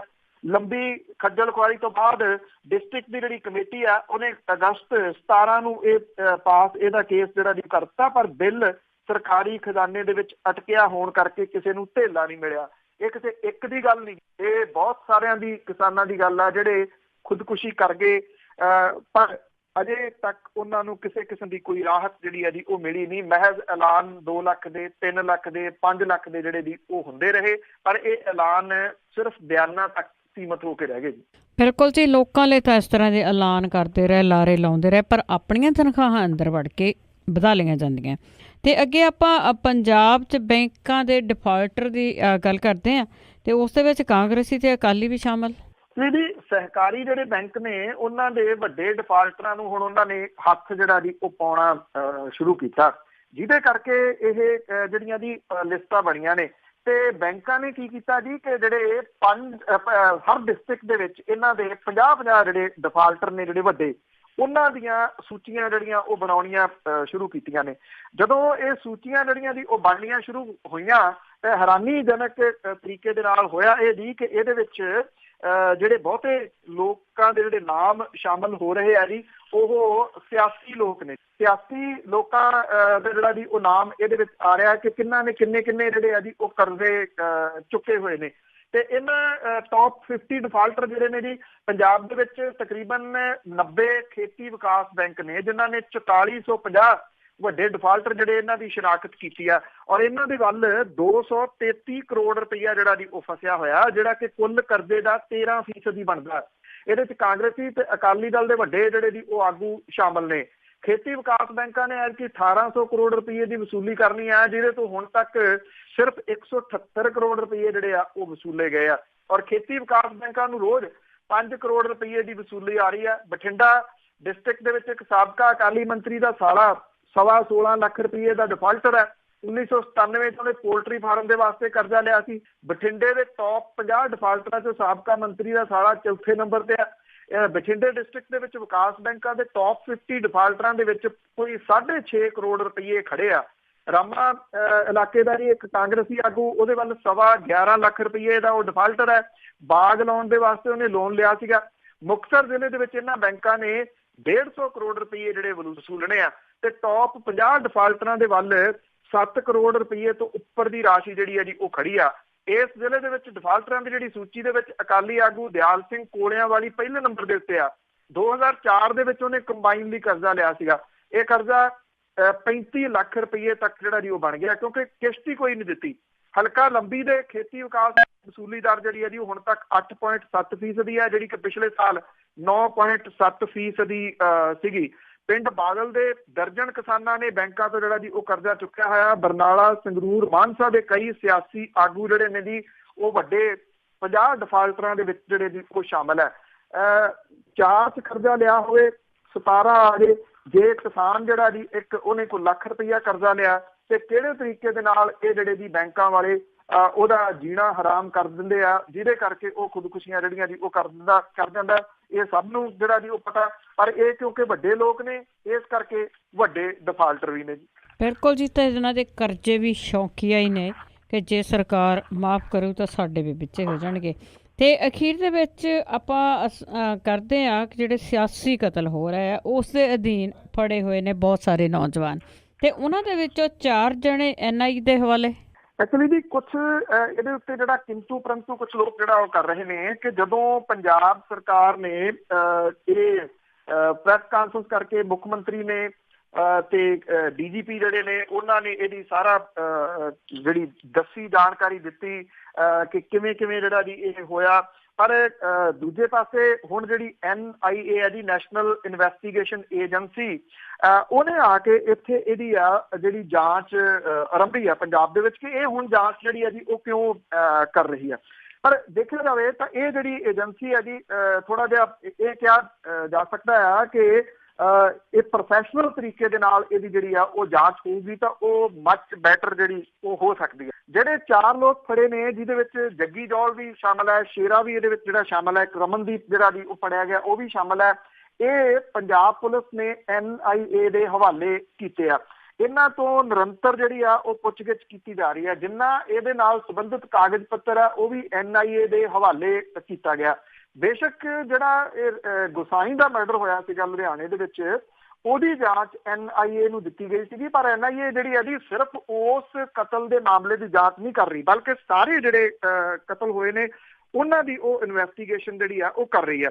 ਜਿਹੜੇ ਹੈਗੀ ਆ ਜੀ ਇੰਟੈਲੀਜੈਂਸ ਬਿਊਰੋ, ਉਹਦੇ ਤੋਂ ਪਹਿਲਾਂ ਸੈਂਟਰ ਦੀ ਸਰਕਾਰ ਨੇ ਰਿਪੋਰਟ ਇਹਦੇ ਸਬੰਧ ਦੇ ਵਿੱਚ ਮੰਗੀ ਤੇ ਉਹਦੀ ਰਿਪੋਰਟ ਜਿਹੜੀ ਦੇਣ ਤੋਂ ਬਾਅਦ ਇਹ NIA ਦੀ ਟੀਮ ਜਿਹੜੀ ਆ ਇੱਥੇ ਪੰਜਾਬ ਦੇ ਵਿੱਚ ਆਈ।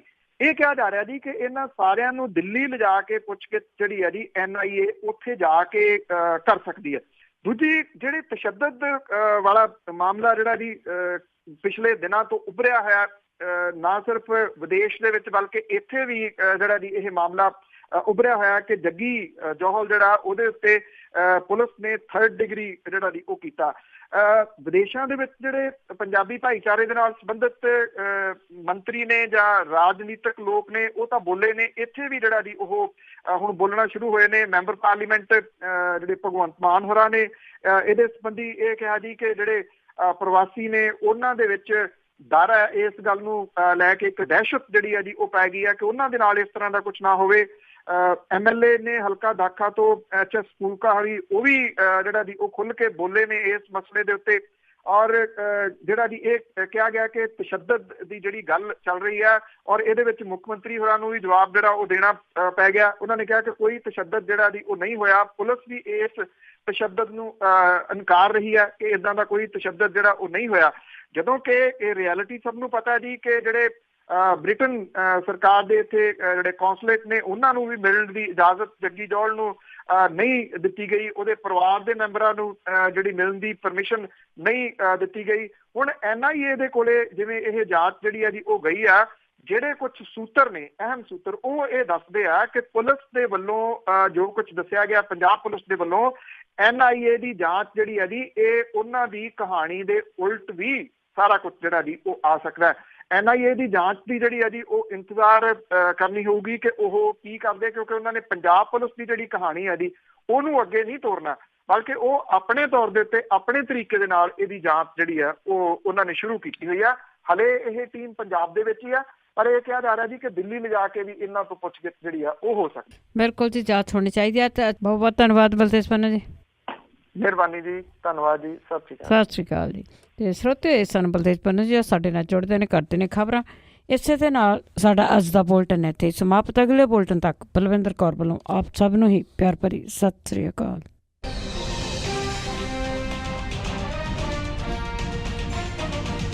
ਪੰਜਾਬੀ ਰੇਡੀਓ USS ਹੋ ਰਿਹਾ ਸਾਰੇ ਸਰੋਤਿਆਂ ਨੂੰ ਬਲਵਿੰਦਰ ਕੌਰ ਵੱਲੋਂ ਇੱਕ ਵਾਰੀ ਫਿਰ ਪਿਆਰ ਭਰੀ ਸਤਿ ਸ਼੍ਰੀ ਅਕਾਲ। ਆਪ ਸਭ ਦਾ ਸਵਾਗਤ ਕਰਦੇ ਹਾਂ ਜੀ। ਇਸ ਹਿੱਸੇ ਦੇ ਵਿੱਚ ਤੁਹਾਡੇ ਸਵਾਲ ਹੋਣਗੇ, ਤੁਸੀਂ ਸਵਾਲ ਕਰ ਸਕਦੇ ਹੋ। 4082725200 ਸਟੂਡੀਓ ਦਾ ਫੋਨ ਨੰਬਰ ਆ। ਕੋਈ ਵੀ ਤੁਹਾਡਾ ਪੋਲੀਟੀਕਲ ਸਵਾਲ ਆ ਜਾਂ ਕੁਛ ਵੀ ਤੁਸੀਂ ਪੰਜਾਬ ਬਾਰੇ ਪੁੱਛਣਾ ਆ, ਪੋਲੀਟਿਕਸ ਬਾਰੇ ਪੁੱਛਣਾ ਆ, ਕਾਲ ਕਰੋ। ਤੇ ਸਾਡੇ ਨਾਲ ਹੁਣ ਦੁਬਾਰਾ ਜੁੜ ਚੁੱਕੇ ਨੇ ਬਲਤੇਜ ਪੰਨੂ ਜੀ। ਸਤਿ ਸ਼੍ਰੀ ਅਕਾਲ, ਸਵਾਗਤ ਹੈ ਜੀ। ਜੀ ਸਤਿ ਸ਼੍ਰੀ ਅਕਾਲ ਜੀ, ਧੰਨਵਾਦ। ਤੇ ਜੀ ਸਰੋਤਿਓ, ਕਾਲ ਕਰੋ 4082725200। ਜਿਹੜੇ ਸਰੋਤੇ ਸਾਡੇ ਨਾਲ ਜੁੜ ਚੁੱਕੇ ਨੇ ਉਹਨਾਂ ਦੇ ਨਾਲ ਆਪਾਂ ਵਾਰੀ ਗੱਲਬਾਤ ਕਰਦੇ ਹਾਂ ਜੀ। ਸਾਡੇ ਨਾਲ ਜੁੜ ਚੁੱਕੇ ਨੇ ਸੁਰਿੰਦਰ ਸਿੰਘ ਜੀ। ਸਤਿ ਸ਼੍ਰੀ ਅਕਾਲ ਭੈਣ ਜੀ। ਸਤਿ ਸ਼੍ਰੀ ਅਕਾਲ ਜੀ। ਮੈਨੂੰ ਸਭ ਇੱਕ ਜਿਹੜੇ ਉਹ ਗੁਜਰਾਤ ਵਾਲੇ ਕਿਸਾਨ ਸੀ, ਉਹ ਕਹਿੰਦੇ ਕੁਛ ਤਾਂ ਉੱਥੋਂ ਛੱਡ ਕੇ ਆ ਗਏ ਤੇ ਬਾਕੀਆਂ ਦਾ ਕੀ ਨਹੀਂ ਸਮਝੀ ਘੁੱਪੀ ਆ, ਕੀ ਗੱਲਬਾਤ ਇਹਨਾਂ ਦੀ, ਉਹਦੇ ਬਾਰੇ ਮਾੜਾ। ਇੱਕ ਜਿਹੜਾ ਉਹ ਸਿਆਲ ਤੋਂ ਕੋਲਿਆਂ ਵਾਲੇ ਦਾ ਕੋ ਹੋਇਆ ਸੀ ਲੜਾਈ, ਉਹਦਾ ਕੀ ਬਣਿਆ ਕੀ ਸੀ ਗੱਲਾਂ? ਥੈਂਕ ਯੂ ਜੀ। ਦੇਖੋ ਜੀ, ਜਿਹੜੇ ਗੁਜਰਾਤ ਦੇ ਵਿੱਚ ਜਿਨ੍ਹਾਂ ਕਿਸਾਨਾਂ ਨੇ ਦਿਨ ਰਾਤ ਮਿਹਨਤ ਕਰਕੇ, ਕਿਉਂਕਿ ਇਹ ਜਦੋਂ ਵਸਾਏ ਗਏ ਸੀਗੇ ਕਿਸਾਨ ਇਸ ਕਰਕੇ ਵਸਾਏ ਗਏ ਸੀ ਕਿ ਸਰਹੱਦੀ ਖੇਤਰ ਆ, ਇੱਥੇ ਜਿਹੜਾ ਜੀ ਉਹ ਇਹਨਾਂ ਕਿਸਾਨਾਂ ਨੂੰ ਲਿਆ ਕੇ ਵਸਾਇਆ ਜਾਵੇ। ਦਲੇਰ ਬਿਰਤੀ ਵਾਲੇ ਨੇ। ਦੂਜੀ ਗੱਲ ਹੈ ਕਿ ਇਹ ਬਣਾ ਲੈਣਗੇ ਜਦੋਂ ਜ਼ਮੀਨਾਂ ਉਹ ਉਪਜਾਊ ਹੋ ਗਈਆਂ, ਤੇ ਫਿਰ ਜਿਹੜੇ ਤਰੀਕੇ ਦੇ ਨਾਲ ਉੱਥੋਂ ਇਹਨਾਂ ਦੇ ਉੱਤੇ ਹਮਲੇ ਕੀਤੇ ਗਏ ਔਰ ਇਹਨਾਂ ਨੂੰ ਉੱਥੋਂ ਆਉਣਾ ਪੈ ਗਿਆ ਆਪਣੀਆਂ ਜਾਨਾਂ ਬਚਾ ਕੇ। ਕਾਫੀ ਸਾਰੇ ਕਿਸਾਨ ਨੇ ਜੀ, ਫਿਰੋਜ਼ਪੁਰ ਡਿਸਟ੍ਰਿਕਟ ਦੇ ਵਿੱਚ ਕਾਫੀ ਪਰਿਵਾਰ ਨੇ ਜਿਹੜੇ ਵਾਪਸ ਆਏ ਨੇ। ਇਹ ਮਸਲਾ ਇੱਕ ਵਾਰੀ ਫੇਰ ਜਿਹੜਾ ਜੀ ਉਹ ਉੱਭਰਿਆ ਹੋਇਆ। ਉਹਦਾ ਰੀਜ਼ਨ ਹੈ ਉੱਭਰਨ ਦਾ ਗੁਜਰਾਤ ਦੀਆਂ ਚੋਣਾਂ। ਬੀਜੇਪੀ ਚਾਹੇ ਕੁਛ ਵੀ ਇਹਦੇ ਉੱਤੇ ਜਿਹੜਾ ਜੀ ਉਹ ਪੋਚੇ ਮਾਰੀ ਚੱਲੇ, ਪਰ ਇਹ ਪਤਾ ਹੈ ਕਿ ਬੀਜੇਪੀ ਦੀ ਸਰਕਾਰ ਨੇ ਹੀ ਇਹਨਾਂ ਕਿਸਾਨਾਂ ਨੂੰ ਉਜਾੜਿਆ। ਜਿਹੜੇ 100 ਏਕੜ ਦੇ ਵੀ ਇਹਨਾਂ ਦੇ ਵਿੱਚ ਕੁਝ ਜਿਹੜੇ ਜੀ ਉਹ ਮਾਲਕ ਸਨ ਜੀ। ਕੋਈ ਕਿਸੇ ਪਾਸੇ ਜਿਹੜੀ ਹੈ ਜੀ ਉਹ ਗੱਲਬਾਤ ਲੱਗੀ ਨਹੀਂ। ਸੁਪਰੀਮ ਕੋਰਟ ਦੇ ਵਿੱਚ ਇਹ ਮਾਮਲਾ ਜਿਹੜਾ ਜੀ ਉਹ ਅਜੇ ਹੈਗਾ, ਕਦੋਂ ਸੁਣਵਾਈ ਹੋਊਗੀ ਇਹਦਾ ਕੁਛ ਜਿਹੜਾ ਜੀ ਉਹ ਪਤਾ। ਜਿਹੜੀ ਲੜਾਈ ਦੀ ਤੁਸੀਂ ਗੱਲ ਕੀਤੀ, ਜਿਹੜੇ ਦਿਆਲ ਸਿੰਘ ਕੋਲਿਆਂਵਾਲੀ ਦੇ ਮੁੰਡੇ ਦੇ ਨਾਲ ਹੋਈ ਸੀ ਜੀ, ਉਸ ਤੋਂ ਬਾਅਦ ਪਰਚਾ ਜਿਹੜਾ ਉਹ ਦੋਨਾਂ ਧਿਰਾਂ ਦੇ ਉੱਤੇ ਹੈ। ਇਹ ਵੀ ਮਾਮਲਾ ਤੇ ਇੱਧਰ ਜਿਹੜਾ ਮਾਝੇ ਦੇ ਵਿੱਚ ਜਿਹੜਾ ਹੋਇਆ ਸੀਗਾ ਜੀ ਉਹ ਵੀ ਮਾਮਲਾ, ਉੱਥੇ ਵੀ ਕ੍ਰਾਸ ਪਰਚਾ ਜਿਹੜਾ ਜੀ ਉਹ ਦਰਜ ਹੋਇਆ। ਹੁਣ ਦੋਨਾਂ ਮਾਮਲਿਆਂ ਦੇ ਵਿੱਚ ਕੋਈ ਗ੍ਰਿਫਤਾਰੀ ਜਿਹੜੀ ਹੈ ਜੀ ਉਹ ਨਹੀਂ ਹੋਈ। ਦਿਆਲ ਸਿੰਘ ਕੋਲਿਆਂਵਾਲੀ ਦਾ ਮੁੰਡਾ ਚੁੱਪ ਕਰਕੇ ਜਿਹੜਾ ਜੀ ਉਹ ਹਸਪੀਟਲ ਚੋਂ ਟਿੱਬ ਗਿਆ ਸੀ। ਦਿਆਲ ਸਿੰਘ ਕੋਲਿਆਂਵਾਲੀ ਵੀ ਆਸੇ ਪਾਸੇ ਹੈ ਜੀ। ਮਾਮਲਾ ਦਰਜ ਹੈ, ਮਹਿਜ ਦਰਜ ਤੱਕ ਹੀ ਸੀਮਤ ਹੈ ਜੀ। ਉਦੋਂ ਗਾਂ ਕਾਰਵਾਈ ਨਹੀਂ ਤੁਰੀ। ਸ਼ਾਇਦ ਚੁੱਪ ਕੀਤੇ ਅੰਦਰ ਬਹਿ ਕੇ ਗੱਲਬਾਤ ਜਿਹੜੀ ਉਹ ਕਰ ਲਈ ਹੋਵੇ ਵੀ ਛੱਡੋ।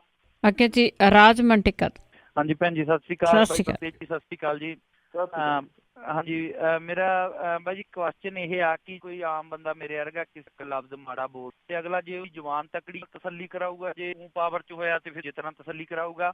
ਪਰ ਇੱਕ ਪੋਲੀਟੀਸ਼ੀਅਨਾਂ ਦੇ ਜਿਹੜੇ ਇਹਨਾਂ ਲੋ ਜਾਂ ਸਭਾ ਚ ਜਾਂ ਵਿਧਾਨ ਸਭਾ ਚ ਕਿਤੇ ਵੀ ਆ, ਪਹਿਲਾਂ ਤਾਂ ਲਾ ਕੇ ਕੀ ਕਰ ਦਿੰਦੇ ਆ, ਕਰਕੇ ਮੁੜ ਕੇ ਕਹਿੰਦੇ ਆ ਲਫ਼ਜ਼ ਵਾਪਸ ਲੈ ਲੈਂਦੇ, ਗਾਲਾਂ ਕੱਢ ਕੇ ਦੇ ਲਫ਼ਜ਼ ਅਸੀਂ ਇਹ ਵਾਪਸ। ਇਹਦੇ ਨਾਲ ਜਾਂ ਇਹ ਸਾਰਾ ਕੁਝ ਜਾਂਦਾ। ਤੇ ਦੂਸਰਾ ਸਵਾਲ ਮੇਰਾ ਹੈਗਾ ਜੀ, ਜਗਤਾਰ ਅਰੈਸਟ ਕੀਤਾ, ਚਲੋ ਜੇ ਨਜਾਇਜ਼ ਫੜਿਆ ਗਿਆ ਤੇ ਜਿਹੜੇ ਲੋਕ ਉਹ ਹੈਲਪ ਕਰ ਦਿੰਦੇ ਆ, ਮੰਨ ਲਓ ਕਿਸੇ ਸੰਸਥਾ ਦੀ ਕਰ ਦਿੰਦਾ ਜਾਂ ਕਿਸੇ ਬਾਹਰੋਂ ਕਿਤੇ ਪੈਸਾ ਭੇਜ ਬੰਦਾ, ਕਿਵੇਂ ਉਹ ਸਾਰਾ ਕੁਝ ਵੀ ਬੰਦਾ ਭਾਵੁਕ ਹੁੰਦਾ ਨਾ, ਤੇ ਉਹ ਪੈਸੇ ਕਿੱਥੇ ਖਰਚ ਲੈ, ਉਹਦੇ ਵਿੱਚ ਵੀ ਤਾਂ ਬੰਦਾ ਨਜਾਇਜ਼ ਆ ਹੀ ਸਕਦਾ। ਤੇ ਪਲੱਸ ਕੋਈ ਅੰਕੜਾ ਹੈਗਾ ਜੀ ਪੰਜਾਬ ਦੀ ਕਿੰਨਾ ਕੁ ਬਾਹਰਲੇ ਪੈਸੇ ਕੀਤਾ ਜੀ, ਕਿੰਨਾ ਕੁ ਪੈਸਾ ਬਾਹਰੋਂ ਜਿਹੜਾ ਹਿੱਸਾ ਪਾ ਰਿਹਾ? ਥੈਂਕ ਯੂ ਜੀ। ਬਹੁਤ ਵੱਡਾ ਜੀ। ਪੰਜਾਬ ਦੇ ਵਿੱਚ ਜੇ ਸਹੀ ਪੁੱਛੋ ਤੇ ਜੇ ਕੁਝ ਚੱਲ ਰਿਹਾ ਤਾਂ ਉਹ ਇਹ ਪ੍ਰਵਾਸੀਆਂ ਦੇ ਸਿਰ ਦੇ ਉੱਤੇ ਜਿਹੜਾ ਜੀ ਉਹ ਚੱਲ ਰਿਹਾ। ਚਾਹੇ ਉਹ ਆਪਣੇ ਪਰਿਵਾਰਾਂ ਦੀ ਮਦਦ ਕਰਦੇ ਹੋਣ ਜਾਂ ਫਿਰ ਜਿੱਦਾਂ ਨੂੰ ਮਦਦ ਦੀ ਲੋੜ ਆ ਜੀ ਉਹਨਾਂ ਦੀ ਮਦਦ ਕਿਉਂ ਨਾ ਜਿਹੜੇ ਜੀ ਉਹ ਕਰਦੇ ਹੋਣ। ਇੱਕ ਪੁਆਇੰਟ ਤੁਸੀਂ ਵਧੀਆ ਇਹਦੇ ਵਿੱਚ ਜਿਹੜਾ ਜੀ ਉਹ ਰੇਜ਼ ਕੀਤਾ, ਕਿਉਂਕਿ ਜਦੋਂ ਤਾਂ ਸੋਸ਼ਲ ਮੀਡੀਆ ਜ਼ਿਆਦਾ ਜਿਹੜਾ ਜੀ ਉਹ ਐਕਟਿਵ ਹੋਇਆ ਤੇ ਠੱਗ ਬਿਰਤੀ ਵਾਲੇ ਵੀ ਬਹੁਤ ਜਿਹੜੇ ਜੀ ਉਹ ਐਕਟਿਵ ਹੋ ਗਏ ਉਹਦੇ ਉੱਤੇ। ਤੁਸੀਂ ਅਕਸਰ ਦੇਖਦੇ ਹੋਣੇ ਆ ਕਿ ਇਸ ਤਰ੍ਹਾਂ ਦੀਆਂ ਫਿਲਮਾਂ ਜਿਹੜੀਆਂ ਜੀ ਉਹ ਬਣਾ ਕੇ ਜਾਣ ਬੁੱਝ ਕੇ ਜਿਹੜੀਆਂ ਭਾਵੁਕ ਕਰਨ ਵਾਲੀਆਂ, ਫਿਰ ਉਹਨਾਂ ਦੇ ਨਾਂ ਦੇ ਉੱਤੇ ਪੈਸੇ ਜਿਹੜੇ ਆ ਉਹ ਮੰਗੇ ਜਾਂਦੇ ਆ। ਇੱਕ ਤਾਂ ਮੇਰੀ ਇਹ ਅਪੀਲ ਜ਼ਰੂਰ ਆ ਜੀ ਪੰਜਾਬੀ ਰੇਡੀਓ USA ਦੇ ਰਾਹੀਂ ਕਿ ਜਿਹੜੀਆਂ ਤਾਂ ਕੋਈ ਰਜਿਸਟਰਡ ਬਾਡੀਜ਼ ਨੇ ਉਹਨਾਂ ਨੂੰ ਤੁਸੀਂ ਮਦਦ ਕਰੋ ਤਾਂ ਜਿਹੜਾ ਜੀ ਉਹ ਬੈਟਰ ਹੈ। ਸਿਰਫ ਭਾਵਕ ਹੋ ਕੇ ਤੁਸੀਂ ਭਾਵਕ ਹੋ ਜਾਂਦੇ ਹੋ ਬਹੁਤ ਜਲਦੀ, ਤੇ ਇਹ ਜਿਹੜਾ ਉਹਨਾਂ ਦੀ ਇਹ ਦੁੱਖ ਦੀ ਰਗ ਜਿਹੜੀ ਤੁਹਾਡੀ, ਇਹ ਕੁਝ ਲੋਕਾਂ ਨੂੰ ਉਹਦਾ ਪਤਾ, ਤੇ ਉਹ ਉਸ ਤਰੀਕੇ ਦੇ ਨਾਲ ਜਿਹੜਾ ਜੀ ਉਹ ਕਰ ਲੈਂਦੇ ਆ। ਦੂਜੀ ਗੱਲ ਇੱਕ ਜਿਹੜੀ ਮੈਂ ਜ਼ਰੂਰ ਇਹ ਅਪੀਲ ਕਰੂੰਗਾ ਕਿ ਜੇ ਤੁਸੀਂ ਕਿਸੇ ਦੀ ਮਦਦ ਕਰਦੇ ਹੋ, ਮੰਨ ਲਓ ਕਿਸੇ ਦੇ ਬੱਚੇ ਤੁਸੀਂ ਪੜ੍ਹਾਉਣੇ ਨੇ, ਕਿਸੇ ਗਰੀਬ ਦੇ, ਉਂਝ ਮਦਦ ਕਰਨੀ ਆ, ਕਾਈਂਡਲੀ ਆਪਣੇ ਆਲੇ ਦੁਆਲੇ ਜਿਹੜੇ ਤੁਹਾਡੇ ਪਿੰਡ ਨੇ ਉੱਥੇ ਜਦੋਂ ਆਉਂਦੇ ਜਾਂਦੇ ਹੋ ਜਾਂ ਆਪਣੇ ਸੋਰਸ ਦੇ ਰਾਹੀਂ ਜਿਹੜਾ ਜੀ ਉਹ ਪਤਾ ਕਰਵਾ ਕੇ ਉਹਨਾਂ ਦੀ ਮਦਦ ਕਰੋ ਜੇ ਤੁਸੀਂ ਕਰਨੀ ਆ, ਤਾਂ ਉਹ ਬੈਟਰ ਹੈ ਜੀ। ਇਹਦੇ ਵਾਸਤੇ ਤੁਹਾਨੂੰ ਕਿਸੇ ਵਿਚੋਲੇ ਦੀ ਜਿਹੜੀ ਹੈ ਜੀ ਉਹ ਜ਼ਰੂਰਤ ਨਹੀਂ ਹੈ, ਜਾਂ ਜਿਹਦੇ ਉੱਤੇ ਤੁਹਾਨੂੰ ਜਿਹੜਾ ਜੀ ਉਹ ਬਹੁਤ ਵਿਸ਼ਵਾਸ ਹੈ, ਤੁਹਾਨੂੰ ਲੱਗਦਾ ਕਿ ਉਹ ਤੁਹਾਡਾ ਪੈਸਾ ਜਿਹੜਾ ਜੀ ਅਜਾਈ ਨਹੀਂ ਜਾਊਗਾ। ਇੱਕ ਦੂਜੀ ਗੱਲ, ਜਦੋਂ ਤੁਸੀਂ ਇਸ਼ਾਰਾ ਕਰ ਰਹੇ ਹੋ ਕਿ ਕਿਸੇ ਹੋਰ ਪਾਸੇ ਤਾਂ ਨਹੀਂ ਵਰਤ ਲਿਆ ਉਹਨੇ ਜਿਹੜਾ ਜੀ ਪੈਸਾ, ਦੀ ਕੱਲ ਨੂੰ ਕੋਈ ਇਹ ਮੁਸੀਬਤ ਦੇ ਵਿੱਚ ਨਾ ਜਿਹੜਾ ਜੀ ਫਸਾ ਦੇਵੇ ਕਿਸੇ ਨੂੰ। ਜੇ ਤੁਸੀਂ ਟ੍ਰਾਂਜੈਕਸ਼ਨ ਬੈਂਕ ਦੇ ਰਾਹੀਂ ਕੀਤੀ ਜਾਂ ਜਿਹੜੇ ਵੈਸਟਰਨ ਯੂਨੀਅਨ ਜਾਂ ਦੂਜੇ ਤੀਜੇ ਇਹਨਾਂ ਦੇ ਰਾਹੀਂ ਪੈਸੇ ਭੇਜੇ ਜੀ, ਕਿਉਂਕਿ ਇਹ ਸਾਰਾ ਕੁਝ ਰਿਕਾਰਡ ਦੇ ਉੱਤੇ ਆ, ਤੇ ਉਹ ਨਾ ਹੋਵੇ ਤੁਹਾਡਾ ਜਿਹੜਾ ਭੇਜਿਆ ਹੋਇਆ ਪੈਸਾ ਆ ਉਹ ਕਿਸੇ ਗਲਤ ਗਤੀਵਿਧੀ ਦੇ ਵਿੱਚ ਜਿਹੜਾ ਉਹ ਸ਼ਾਮਲ ਹੋ ਜਾਏ ਤੇ ਤੁਹਾਡੇ ਗਲ ਗਲਾਵਾਂ ਐਵੇਂ ਬਿਨਾਂ ਮਤਲਬ ਤੋਂ ਜਿਹੜਾ ਜੀ ਉਹ ਪੈਂਦਾ ਫਿਰੇ। ਇਹਦੇ ਵਾਸਤੇ ਸਭ ਨੂੰ ਸੁਚੇਤ ਹੋਣ ਦੀ ਜ਼ਰੂਰਤ ਹੈ। ਜੀ ਜੀ ਬਿਲਕੁਲ। ਜਾਂਦੇ ਇੱਕ ਮੈਂ ਵੀ ਪੁੱਛ ਲਾਂ ਕਿ ਕੀ ਕੋਈ ਸੰਸਥਾ ਬਾਹਰੋਂ ਹੈ ਜੋ ਕਿਸਾਨਾਂ ਦੀ ਮਦਦ ਕਰਦੀ ਹੈ, ਉਹਨਾਂ ਦੇ ਬੱਚਿਆਂ ਦੀ ਮਦਦ ਕਰਦੀ ਹੈ? ਦੇਖੋ, ਮੈਂ ਬਹੁਤਾ ਤਾਂ ਨਹੀਂ ਪਤਾ ਜੀ, ਨਾ ਤਾਂ ਜੀ ਇਹ ਹੈ ਕਿ ਮੈਂ ਕਹਾਂ ਕਿ ਬਹੁਤ ਵੱਡੇ ਦਾਅਵੇ ਨੇ। ਇੱਕ ਜਿਹੜੀ ਸੰਸਥਾ ਕੈਨੇਡਾ ਦੇ ਵਿੱਚ ਅਸੀਂ ਮੋਦੀ ਖਾਨਾ ਜਿਹੜੀ ਆ ਉਹ ਰਜਿਸਟਰਡ ਕਰਾਈ ਹੋਈ ਹੈ, ਰਜਿਸਟਰਡ ਬੋਡੀ ਹੈ। ਇਹਦੇ ਵਿੱਚ ਕੋਈ ਕੈਸ਼ ਪੈਸਾ ਨਹੀਂ ਜਿਹੜਾ ਜੀ ਲੈ, ਨਾ ਪੰਜਾਬ ਦੇ ਵਿੱਚ ਇਹਦੀ ਕੋਈ ਜਿਹੜੀ ਹੈ ਜੀ ਮਦਦ ਦਿੱਤੀ ਜਾ ਸਕਦੀ ਹੈ, ਭਾਵ ਕਿ ਕੋਈ ਇਹ ਮੈਨੂੰ ਆ ਕੇ ਕਹੇ ਵੀ ਆਹ ਪੈਸੇ ਤੁਹਾਨੂੰ ਦੇ ਦਿੱਤੇ, ਨਹੀਂ ਹੈ ਜੀ ਇਸ ਤਰ੍ਹਾਂ। ਉਹਦਾ ਜਿਹੜਾ ਪੈਸੇ ਨੇ ਜੀ ਉਹ ਅਕਾਊਂਟ ਦੇ ਵਿੱਚ ਜਮ੍ਹਾਂ ਹੁੰਦੇ ਨੇ। ਜਿਹੜੇ ਬੱਚੇ ਜਿਹੜੇ ਖੁਦਕੁਸ਼ੀ ਕਰ ਗਏ ਜਿਹੜੇ ਪਰਿਵਾਰ ਨੇ, ਉਹਨਾਂ ਦੇ ਬੱਚਿਆਂ ਨੂੰ ਪੜ੍ਹਾਉਣ ਦੇ ਵਾਸਤੇ ਜਿਹੜੀ ਮਦਦ ਆ ਉਹਦੇ ਰਾਹੀਂ ਜਿਹੜੀ ਉਹ ਕੀਤੀ ਜਾ ਰਹੀ ਆ। ਕਰੀਬ ਜਿਹੜੇ ਜੀ ਉਹ 100 ਦੇ ਬੱਚਾ ਜਿਹੜਾ ਉਹ ਇਸ ਵੇਲੇ ਐਜੂਕੇਸ਼ਨ ਲੈ ਰਿਹਾ ਜੀ। ਕੁਝ ਸਕੂਲੀ ਨੇ, ਕੁਝ ਉਹਦੇ ਵਿੱਚ ਕਾਲਜ ਵਾਲੇ ਨੇ। ਉਹਦੇ ਵਿੱਚ ਇਹ ਪ੍ਰੋਵੀਜ਼ਨ ਤਾਂ ਵੀ ਜੇ ਕਿਸੇ ਦੀ ਬੇਟੀ ਦੀ ਮੈਰਿਜ ਜਿਹੜੀ ਹੈ ਜੀ ਉਹ ਕਰਨ ਵਾਲੀ ਹੈ ਤਾਂ ਉਸ ਮਾਮਲੇ ਦੇ ਵਿੱਚ ਵੀ ਮਦਦ ਕਰਾਂਗੇ, ਪਰ ਅਜੇ ਤੱਕ ਕਿਸੇ ਨੂੰ ਕਿਸੇ ਦੇ ਵਿਆਹ ਦੇ ਵਾਸਤੇ ਜਿਹੜੀ ਹੈ ਜੀ ਉਹ ਮਦਦ ਨਹੀਂ ਕੀਤੀ ਗਈ ਇਸ ਸੰਸਥਾ ਦੇ ਵੱਲੋਂ। ਅਜੇ ਤੱਕ ਕੋਈ ਇਦਾਂ ਦਾ ਕੇਸ ਜਿਹੜਾ ਜੀ ਉਹ ਆਇਆ ਨਹੀਂ, ਪਰ ਬੱਚਿਆਂ ਦੀ ਜਿਹੜੀ ਪੜ੍ਹਾਈ ਦਾ ਖਰਚਾ ਹੈ ਜੀ ਉਹ ਜ਼ਰੂਰ ਇਹ ਸੰਸਥਾ ਚੁੱਕ ਰਹੀ ਹੈ। ਕਰ ਰਹੇ ਹੋਣਗੇ, ਰਜਿਸਟਰਡ ਬੋਡੀ ਦਾ ਮੈਨੂੰ ਨਹੀਂ ਬਹੁਤ ਨੌਲੇਜ ਹੈਗੀ। ਇਹ ਰਜਿਸਟਰਡ ਹੈ ਜੀ, ਕਿਸੇ ਨੇ ਕੁਝ ਵੀ ਕਰਨਾ ਹੋਵੇ, ਔਰ ਇਹ ਟਰਸਟ ਹੈ ਜੀ, ਕਿਸੇ ਇੱਕ ਬੰਦੇ ਦੀ ਮਲਕੀ। ਠੀਕ ਹੈ ਜੀ। ਤੇ ਅੱਗੇ ਕੇਵਲ ਸਿੰਘ ਜੀ। ਕੇਵਲ ਸਿੰਘ ਜੀ, ਸਤਿ ਸ਼੍ਰੀ ਅਕਾਲ।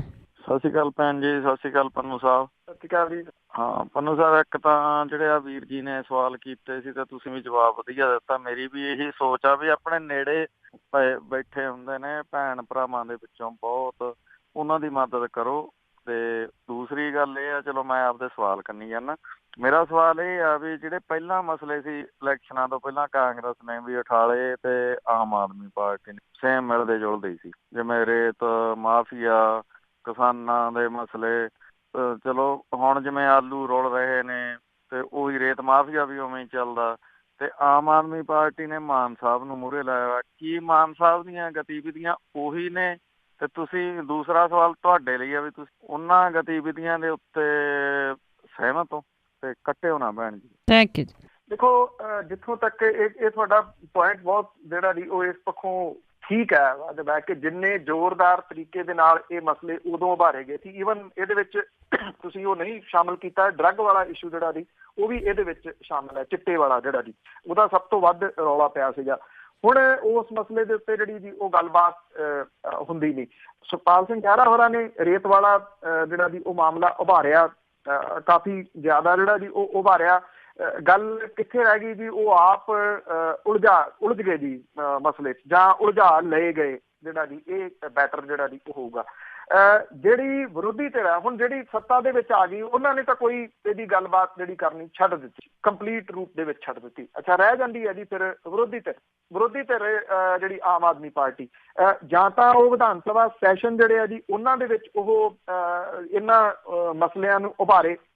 ਹੁਣ ਸੈਸ਼ਨ ਜਿਹੜੇ ਆ ਜੀ ਉਹ ਇਹ ਤਾਂ ਹੈ ਨਹੀਂ ਕਿ ਰੋਜ਼ ਚੱਲਦੇ ਆ ਜਾਂ ਮਹੀਨੇ ਬਾਅਦ ਲੱਗਣੇ ਜਾਂ 2 ਮਹੀਨੇ ਬਾਅਦ ਲੱਗਣੇ, ਜਦੋਂ ਲੱਗਦੇ ਆ ਉਦੋਂ ਵੀ ਹੁਣ ਜਿਹੜਾ ਆ ਰਿਹਾ ਜੀ, ਕਾਂਗਰਸੀਆਂ ਨੇ ਉਦੋਂ ਵਿਧਾਨ ਸਭਾ ਦੇ ਵਿੱਚ ਰਾਤ ਕੱਟੀ ਕਿ ਜੀ ਇਹ ਸੈਸ਼ਨ ਜਿਹੜਾ ਉਹ ਲੰਮਾ ਕੀਤਾ ਜਾਵੇ।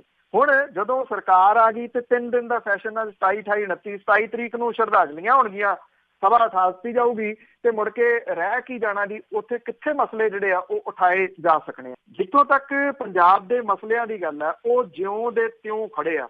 ਈਵਨ ਉਦੋਂ ਜ਼ਿਆਦਾ ਜਿਹੜੇ ਜੀ ਉਹ ਵੱਧ ਗਏ। ਨਾ ਖੁਦਕੁਸ਼ੀਆਂ ਰੁਕੀਆਂ, ਨਾ ਕਿਸਾਨਾਂ ਦੀਆਂ ਫਸਲਾਂ ਦਾ ਜਿਹੜਾ ਜੀ ਉਹ ਮੁੱਲ ਸਹੀ ਮਿਲਣਾ ਸ਼ੁਰੂ ਹੋਇਆ, ਨਾ ਡਰੱਗ ਤੋਂ ਜਿਹੜੀ ਹੈ ਜੀ ਉਹ ਨਿਜਾਤ ਮਿਲੀ। ਉਸੇ ਤਰੀਕੇ ਦੇ ਨਾਲ ਸਾਰਾ ਕੁਝ ਜਿਹੜਾ ਜੀ ਉਹ ਚੱਲੀ ਜਾਂਦਾ। ਜਿੰਨੀਆਂ ਸਰਗਰਮੀਆਂ ਪਹਿਲਾਂ ਸੀਗੀਆਂ, ਜੇ ਭਗਵੰਤ ਮਾਨ ਹੋਰਾਂ ਦੀ ਤੁਸੀਂ ਗੱਲ ਕਰਦੇ ਹੋ, ਉਹਦੇ ਮੁਕਾਬਲੇ ਅੱਜ ਤਾਂ ਨਾ ਮਾਤਰ ਨੇ ਜੀ ਉਹਨਾਂ ਦੀਆਂ ਜਿਹੜੀਆਂ ਉਹ ਸਰਗਰਮੀਆਂ। ਸਿਰਫ ਜਿਵੇਂ ਹੁਣ ਵਿਰੋਧੀ ਧਿਰੀ ਚਲੋ ਆਮ ਆਦਮੀ ਪਾਰਟੀ ਬਣ ਗਈ, ਉਹਨਾਂ ਨੂੰ ਵਿਧਾਨ ਸਭਾ ਦੇ ਸੈਸ਼ਨਾਂ ਤੱਕ ਹੀ ਸੀਮਤ ਨਹੀਂ ਰਹਿਣਾ ਚਾਹੀਦਾ ਕਿ ਵਿਧਾਨ ਸਭਾ ਦੇ ਸੈਸ਼ਨ ਹੋਣਗੇ ਤੇ ਉਹਦੇ ਵਿੱਚ ਜਿਹੜਾ ਜੀ ਉਹ ਉਠਾਵਾਂਗੇ। ਜਿਹੜਾ ਬੈਂਸ ਭਰਾਵਾਂ ਨੇ ਪਾਣੀ ਵਾਲਾ ਇਸ਼ੂ ਜਿਹੜਾ ਉਹ ਖੜਾ ਕੀਤਾ, ਜਿਵੇਂ ਮੁੱਖ ਮੰਤਰੀ ਹੋਰਾਂ ਦੇ ਨਾਲ ਉਹਨਾਂ ਦੀ ਮੀਟਿੰਗ ਹੋਈ ਹੈ, ਇਹ ਵੀ ਇੱਕ ਬਹੁਤ ਵਧੀਆ ਤਰੀਕਾ ਹੈ ਕਿ ਕਮ ਸੇ ਕਮ ਉਹਦੇ ਉੱਤੇ ਗੱਲ ਤਾਂ ਤੁਰੀ। ਪਰ ਪੰਜਾਬ ਨੂੰ ਇੱਕ ਮੂਵਮੈਂਟ ਦੀ ਜਿਹੜੀ ਹੈ ਜੀ ਉਹ ਲੋੜ ਹੈ ਇਹਨਾਂ ਇਸ਼ੂਜ਼ ਦੇ ਉੱਤੇ ਨਿਰੰਤਰ ਗੱਲਬਾਤ ਕਰਦੇ ਰਹਿਣ ਦੇ ਵਾਸਤੇ।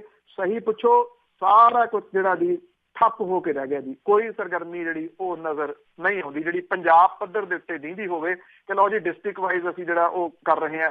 ਜੇ ਆ ਪਿੱਛੇ ਜੇ ਇਹਨਾਂ ਨੇ ਮਾੜਾ ਮੋਟਾ ਕੀਤਾ ਵੀ ਆ ਆਮ ਆਦਮੀ ਪਾਰਟੀ ਨੇ, ਜਿਹੜੇ ਡਿਪਟੀ ਕਮਿਸ਼ਨਰ ਤੱਕ ਸੀਮਤ ਹੋ ਗਏ, ਜਾਂ ਇੱਥੇ ਪਟਿਆਲੇ ਦੇ ਵਿੱਚ ਬਿੱਲਾਂ ਨੂੰ ਲੈ ਕੇ ਜਿਹੜਾ ਸੀਗਾ ਜੀ ਉਹ ਧਰਨਾ ਲਾਇਆ। ਕਿੰਨੇ ਹਜ਼ਾਰ ਬੰਦਾ ਹੋਊਗਾ ਜੀ ਇੱਥੇ ਪਟਿਆਲੇ ਦੇ ਵਿੱਚ ਜਿਹੜਾ ਬਿਜਲੀ ਦਫ਼ਤਰ ਦੇ ਬਾਹਰ। ਉਹ ਲੋਕ ਵੀ ਜਿਹੜੇ ਆ ਜੀ ਉਹ ਨਹੀਂ ਆ ਰਹੇ ਜੀ, ਸ਼ਾਇਦ ਇਸ ਕਰਕੇ ਉਹ ਪਿੱਛੇ ਹਟ ਗਏ ਜੀ ਕਿ ਲੋਕਾਂ ਦਾ ਸਹਿਯੋਗ ਜਿਹੜਾ ਉਹ ਨਹੀਂ ਮਿਲਣਾ। ਜੇ ਲੋਕਾਂ ਦਾ ਸਹਿਯੋਗ ਨਹੀਂ ਵੀ ਮਿਲਣਾ, ਉਹਨਾਂ ਨੂੰ ਇਹ ਮੂਵਮੈਂਟ ਜਿਹੜੀ ਹੈ ਜੀ ਪੰਜਾਬ ਪੱਧਰ ਦੇ ਉੱਤੇ ਚਲਾਈ ਰੱਖਣੀ ਚਾਹੀਦੀ ਸੀ, ਜਿਹੜੀ ਇਸ ਵੇਲੇ ਨਹੀਂ ਦਿਸਦੀ, ਕਿਤੇ ਨਹੀਂ ਦਿਸ ਰਹੀ ਜੀ। ਸਾਡੇ ਨਾਲ ਜੁੜੇ ਨੇ ਪੌਲ ਜੀ, ਸਤਿ ਸ਼੍ਰੀ ਅਕਾਲ। ਹੈਲੋ, ਸਤਿ ਸ਼੍ਰੀ ਅਕਾਲ। ਸਤਿ ਸ਼੍ਰੀ ਅਕਾਲ ਜੀ। ਮੈਂ ਗੱਲ ਕਰਨੀ ਚਾਹੁੰਦਾ ਜਿਹੜਾ ਆਪਣੇ ਹੁਣ ਅੱਗੇ ਜਿਹੜਾ ਆਪਣੇ ਪੰਜਾਬ ਦੀ ਗੱਲਬਾਤ ਫੈਮਿਲੀ ਸੋਸ਼ਲ ਜਾਂ ਪਹਿਰਾਵੇ ਪੰਜਾਬ ਦੀ ਐਗਜ਼ਾਮਪਲ ਦਿੱਤੀ, ਉਹਦਾ ਤਾਂ ਖਤਮ ਕਰਤਾ। ਹੁਣ ਮੈਂ ਕਿਹਾ ਰਾਜਸਥਾਨ ਥੋੜਾ ਜਿਹਾ ਬਚਿਆ ਹੈਗਾ, ਹੁਣ ਰਾਜਸਥਾਨ ਦੀ ਲੋਕ ਦਿੰਦੇ ਹੈਗੇ, ਉਹਨਾਂ ਨੇ ਆਪਦਾ ਕਲਚਰ ਸਿਖਾਇਆ। ਕੀ ਇਹ ਆਪਣਾ ਜਿਹੜਾ ਮੀਡੀਆ ਵਗੈਰਾ ਨਾ ਉਹ ਰਾਜਸਥਾਨ ਅਟੈਕ ਨਾਲੇ ਮੇਰਾ ਖਿਆਲ ਉਹਨਾਂ ਨੂੰ ਆਇਆ ਹੈਗਾ ਵੀ ਜੇ ਅਸੀਂ ਉਹਦੀ ਕੰਟਰੋਵਰਸੀ ਉਹ ਲੋਕ ਬੋਲਣਗੇ ਫਿਰ ਅਸੀਂ ਉਹਨਾਂ ਤੇ ਕੇਸ ਚਲਾਵਾਂਗੇ, ਅਸੀਂ ਉਹਨਾਂ ਨੂੰ ਅੰਦਰ ਦੇਵਾਂਗੇ, ਜਿਵੇਂ ਆਪਣੇ ਮੁਸਲਿਮ ਕੰਟਰੀ ਦੇ ਵਿੱਚ ਕਰਦੇ ਹੈਗੇ। ਆਪਣੀਆਂ ਬਾਲੀਵੁੱਡ ਦੀ ਮੂਵੀ ਦਿਖਾ ਕੇ ਉਹ ਆਪਣੇ ਗਾਣੇ ਲਾ ਕੇ ਫਿਰ ਉਹ ਜੇ ਕੋਈ ਕੰਪਲੇਂਟ ਕਰਦਾ ਫਿਰ ਉਹਨੂੰ ਜਾ ਕੇ ਕਹਿੰਦੇ ਟੈਰਰਿਸਟ, ਇਹਨੂੰ ਫੜ ਕੇ ਅੰਦਰ ਇਹਨੂੰ ਟੌਰਚਰ।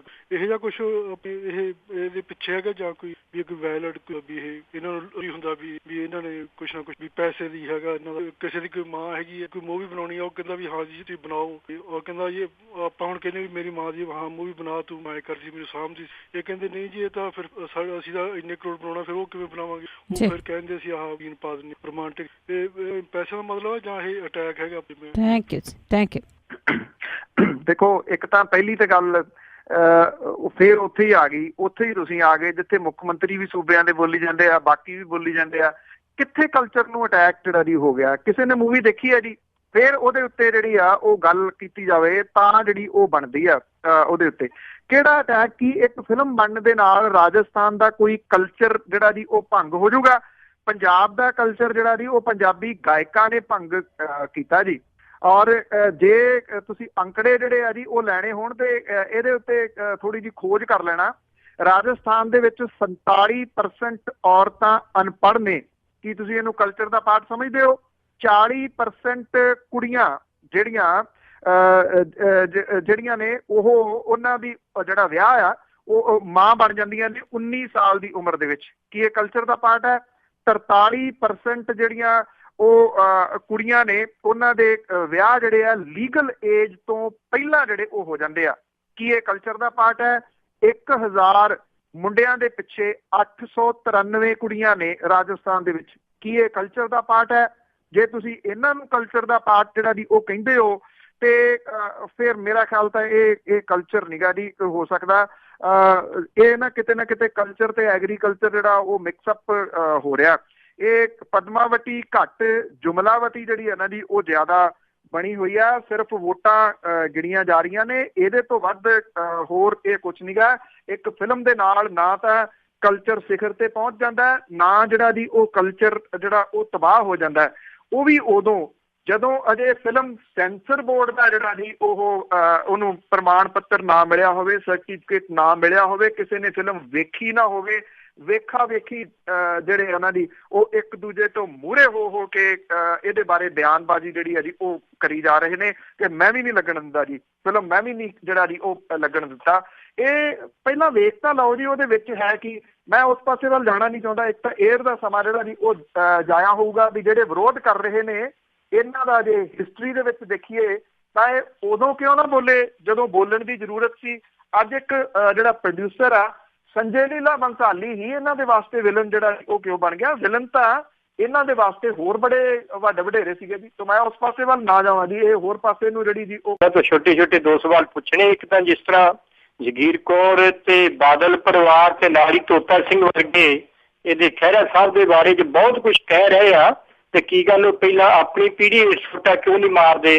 ਤੇ ਦੂਸਰਾ ਇਹ ਜਿਹੜਾ ਵੀ ਏਦਾਂ ਦੇ ਬਹੁਤ ਇੱਕ ਤੋਂ ਇੱਕ ਜੁਮਲੇ ਚਾਲੂ ਹੋ ਗਏ ਆ, ਇਹ ਇਸੇ ਸਰਕਾਰ ਦੇ ਵੇਲੇ ਹੀ ਏਦਾਂ ਦੇ ਜ਼ਿਆਦਾ ਰੰਗ ਬਿਰੰਗੇ ਜ਼ਿਆਦਾ ਜੁਮਲੇ ਤਿਆਰ ਹੋਣ ਲੱਗੇ, ਨਾ ਕਿ ਇਹ ਤੋਂ ਪਹਿਲਾਂ ਦੀਆਂ ਸਰਕਾਰਾਂ ਵੀ ਏਦਾਂ ਦੇ ਜੁਮਲੇ ਇਹੋ ਜਿਹਾ ਕੋਈ ਬੈਨੀਫਿਟ ਲੈਣ ਲਈ ਕਰਦੀਆਂ ਸੀ। ਇਹਦੇ ਬਾਰੇ ਭਾਜੀ ਹੁਣੇ ਥੋੜ੍ਹਾ ਜਿਹਾ ਦੱਸਣ। ਥੈਂਕ ਯੂ ਜੀ। ਦੇਖੋ, ਜਿੱਥੋਂ ਤੱਕ ਇਹ ਗੱਲ ਤੁਸੀਂ ਕੀਤੀ ਆ ਜੀ, ਪੁਆਇੰਟ ਇਹ ਸਹੀ ਹੈ ਕਿ ਜਗੀਰ ਕੌਰ ਜਿਹੜੀ ਆ ਜੀ ਉਹ ਅਦਾਲਤ ਦੇ ਵੱਲੋਂ ਜਿਹੜੀ ਉਹ ਦੋਸ਼ੀ ਦਿੱਤੀ ਹੋਈ ਆ। ਤੋਤਾ ਸਿੰਘ ਵੀ ਇੱਕ ਭ੍ਰਿਸ਼ਟਾਚਾਰ ਵਾਲੇ ਮਾਮਲੇ ਦੇ ਵਿੱਚ ਜਿਹੜਾ ਜੀ ਉਹਨੂੰ ਸਾਲ ਦੀ ਸਜ਼ਾ ਹੋਈ ਸੀਗੀ। ਸੋ ਇਹ ਠੀਕ ਹੈ, ਜੇ ਕਿਸੇ ਉੱਤੇ ਕੇਸ ਚੱਲਦਾ ਉਹ ਗੱਲ ਵੱਖਰੀ ਹੈ, ਪਰ ਜਦੋਂ ਅਦਾਲਤ ਨੇ ਦੋਸ਼ੀ ਜਿਹੜੇ ਆ ਜੀ ਉਹ ਠਹਿਰਾਏ ਹੋਏ ਆ, ਉਹ ਜਦੋਂ ਸੁਖਪਾਲ ਸਿੰਘ ਖਹਿਰਾ ਦੇ ਉੱਤੇ ਜਿਹੜਾ ਜੀ ਉਹ ਕਿੰਤੂ ਪਰੰਤੂ ਕਰਦੇ ਆ, ਤੇ ਇਹਨਾਂ ਜ਼ਰੂਰ ਹੈ ਜੀ ਕਿ ਕੌਣ ਕਿੰਤੂ ਪਰੰਤੂ ਜਿਹੜਾ ਜੀ ਉਹ ਕਰ ਰਿਹਾ ਹੈ। ਕੋਈ ਕਹਿੰਦੇ ਕਿ ਆਪਣੇ ਬਾਪੂ ਨੂੰ ਰੋਕੋ, ਗਲਤ ਜਗ੍ਹਾ ਤੇ ਜਾਂਦਾ, ਤੇ ਉਹਨੇ ਕਿਹਾ ਵੀ ਕਿਹਨੇ ਵੇਖਿਆ? ਕਹਿੰਦਾ ਸਾਡੇ ਬਾਪੂ ਨੇ। ਉਹ ਹਾਲਾਤ ਨੇ ਜਿਹੜੀ ਜੁਮਲੇ ਵਾਲੀ ਗੱਲ ਹੈ ਜੀ। ਦੇਖੋ, ਜੁਮਲੇਬਾਜ਼ੀ ਤਾਂ ਪਹਿਲਾਂ ਵੀ ਜਿਹੜੀਆਂ ਸਰਕਾਰਾਂ ਨੇ ਉਹ ਕਰਦੀਆਂ ਰਹੀਆਂ ਨੇ, ਜਾਂ ਸਿਆਸੀ ਪਾਰਟੀਆਂ ਜਿਹੜੀਆਂ ਜੀ ਉਹ ਜੁਮਲੇ ਵਰਤਦੀਆਂ ਰਹੀਆਂ ਨੇ। ਗਰੀਬੀ ਹਟਾਓ ਇੱਕ ਜੁਮਲਾ ਹੀ ਸੀਗਾ, ਅੱਜ ਤੱਕ ਹਟਾਈ ਨਹੀਂ ਜਾ ਸਕੀ। ਘਰ ਘਰ ਬਿਜਲੀ ਜਿਹੜੀ ਉਹ ਲਿਆਉਣ ਵਾਲੀ ਗੱਲ, ਇਹ ਵੀ ਜੁਮਲਾ ਹੀ ਸੀਗਾ ਜੀ, ਉਹ ਅੱਜ ਤੱਕ ਨਹੀਂ ਜਿਹੜੇ ਬਹੁਤੇ ਥਾਵਾਂ ਦੇ ਉੱਤੇ ਆ ਸਕੀ ਜੀ। ਹੈਲਥ ਸੇਵਾਵਾਂ, ਇਹਦੇ ਉੱਤੇ ਕਿੰਨੇ ਸਾਲਾਂ ਤੋਂ ਸਿਆਸਤ ਜਿਹੜੀ ਹੋਈ ਜਾਂਦੀ ਹੈ, ਜੁਮਲੇ ਹੀ ਆ। ਕੀ ਉਹ ਪਹੁੰਚ ਸਕੀ? ਜਾਂ ਐਜੂਕੇਸ਼ਨ ਜਿਹੜੀ ਹੈ ਜੀ ਉਹ ਪਹੁੰਚ ਸਕੀ? ਹਾਂ, ਇੰਨਾ ਜ਼ਰੂਰ ਹੋ ਗਿਆ ਕਿ ਹੁਣ ਹੋ ਹੀ ਜੁਮਲੇ ਗਏ ਜੀ, ਮੇਰੇ ਜੁਮਲੇ ਹੀ ਜਿਹੜੇ ਆ ਉਹ ਚੱਲਦੇ ਆ। ਜਿੰਨਾ ਸਮਾਂ ਸੈਂਟਰ ਦੀ ਸਰਕਾਰ ਨੂੰ ਹੋ ਗਿਆ, ਕੋਈ ਇੱਕ ਚੀਜ਼ ਤਾਂ ਦੱਸੋ ਜਿਹੜੀ ਪ੍ਰਾਪਤੀ ਹੋਵੇ, ਜਿਹਨੂੰ ਪ੍ਰਾਪਤੀ ਕਿਹਾ ਜਾ ਸਕੇ। ਇਹ GST ਨੂੰ ਪ੍ਰਾਪਤੀ ਕਹੀ ਜਾਂਦੇ ਆ, ਇਹ ਨੋਟਬੰਦੀ ਨੂੰ ਜਿਹੜੀ ਆ ਜੀ ਉਹ ਪ੍ਰਾਪਤੀ ਦੱਸੀ ਜਾਂਦੇ ਆ। ਜਿਹੜਾ ਜੀ ਮੂਡੀਜ਼ ਨੇ ਜਿਹੜਾ ਪਿਛਲੇ ਦਿਨਾਂ ਦੇ ਵਿੱਚ ਜਿਹੜਾ ਦੱਸਿਆ ਕਿ ਰੈਂਕਿੰਗ ਅਪ ਚਲੀ ਗਈ ਹੈ, ਜਿਵੇਂ ਇਹਨੂੰ ਇਹ ਚੁੱਕ ਕੇ ਪ੍ਰੈਸ ਕਾਨਫਰੰਸਾਂ ਜਿਹੜੀਆਂ ਜੀ ਉਹ ਕਰੀ ਜਾਂਦੇ ਆ। ਹੈਰਾਨੀ ਦੀ ਗੱਲ ਹੈ ਕਿ ਪਿਛਲੇ ਇਹ ਜਿਹੜੀ ਮੂਡੀ ਦੇ ਵੱਲੋਂ ਦੱਸਿਆ ਗਿਆ ਜਿਹੜਾ ਕਿ ਉਹਦੇ ਨਾਲ ਮੁਲਕ ਦੀ ਇਕੋਨਮੀ ਦਾ ਜਿਹੜਾ ਜੀ ਉਹ ਕਿਵੇਂ ਡਾਇਰੈਕਟ ਜਿਹੜਾ ਉਹ ਸੰਬੰਧ ਹੋ ਗਿਆ, ਤੇ GDP ਜਿਹੜੀ ਆ ਜੀ ਉਹ ਕਿੱਥੇ ਖੜੀ ਹੈ। ਇਸੇ ਕਰਕੇ ਜਿਹੜੇ ਪਹਿਲੇ ਸਵਾਲ ਦਾ ਜਿਹੜਾ ਜੀ ਉਹ ਜਵਾਬ ਸੀਗਾ, ਉਹ ਇਹਦੇ ਨਾਲ ਆ ਕੇ ਜੁੜ ਜਾਂਦਾ ਕਿ ਇਹ ਚੀਜ਼ਾਂ ਦੇ ਸਾਹਮਣੇ ਆਉਣਗੀਆਂ ਤੇ ਇਹਨਾਂ ਦੇ ਜੁਮਲੇ ਸਾਹਮਣੇ ਆਉਂਦੇ ਆ।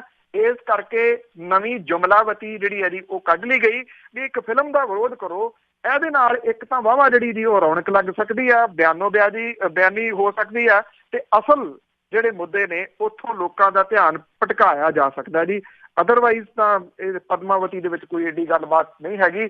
ਸੁਪਰੀਮ ਕੋਰਟ ਨੇ, ਮੈਂ ਨਿਊਜ਼ ਦੱਸਿਆ ਡਿਟੇਲ ਦੇ ਵਿੱਚ ਜਿਹੜਾ ਜੀ ਕਿਵੇਂ ਉਹਨੇ ਉਹ ਜਿਹੜੀ ਪਟੀਸ਼ਨ ਆ ਉਹ ਖਾਰਜ ਕੀਤੀ ਆ ਕਿ ਏਡੇ ਛੋੜੇ ਹੋ ਕੇ ਕਿਉਂ ਵਗਣ ਡੇ ਹੋ। ਅਜੇ ਤਾਂ ਸੈਂਸਰ ਬੋਰਡ ਨੇ ਵੀ ਇਹਨੂੰ ਕੋਈ ਸਰਟੀਫਿਕੇਟ ਨਹੀਂ ਦਿੱਤਾ, ਕਿਸੇ ਨੇ ਵੇਖੀ ਨਹੀਂ, ਕੀਤਾ ਨਹੀਂ, ਉਹ ਹੀ ਵੇਖਾ ਵੇਖੀ ਜਿਹੜੇ ਜੀ ਸਾਰੇ ਹੀ ਸ਼ਾਮਲ ਹੋਈ ਜਾਂਦੇ ਇਹਦੇ ਵਿੱਚ ਜੀ। ਅੱਗੇ ਜੱਸੀ ਧਾਰੀਵਾਲ ਜੀ। ਸਤਿ ਸ਼੍ਰੀ ਅਕਾਲ ਭੈਣ ਜੀ। ਸਤਿ ਸ਼੍ਰੀ ਅਕਾਲ ਜੀ।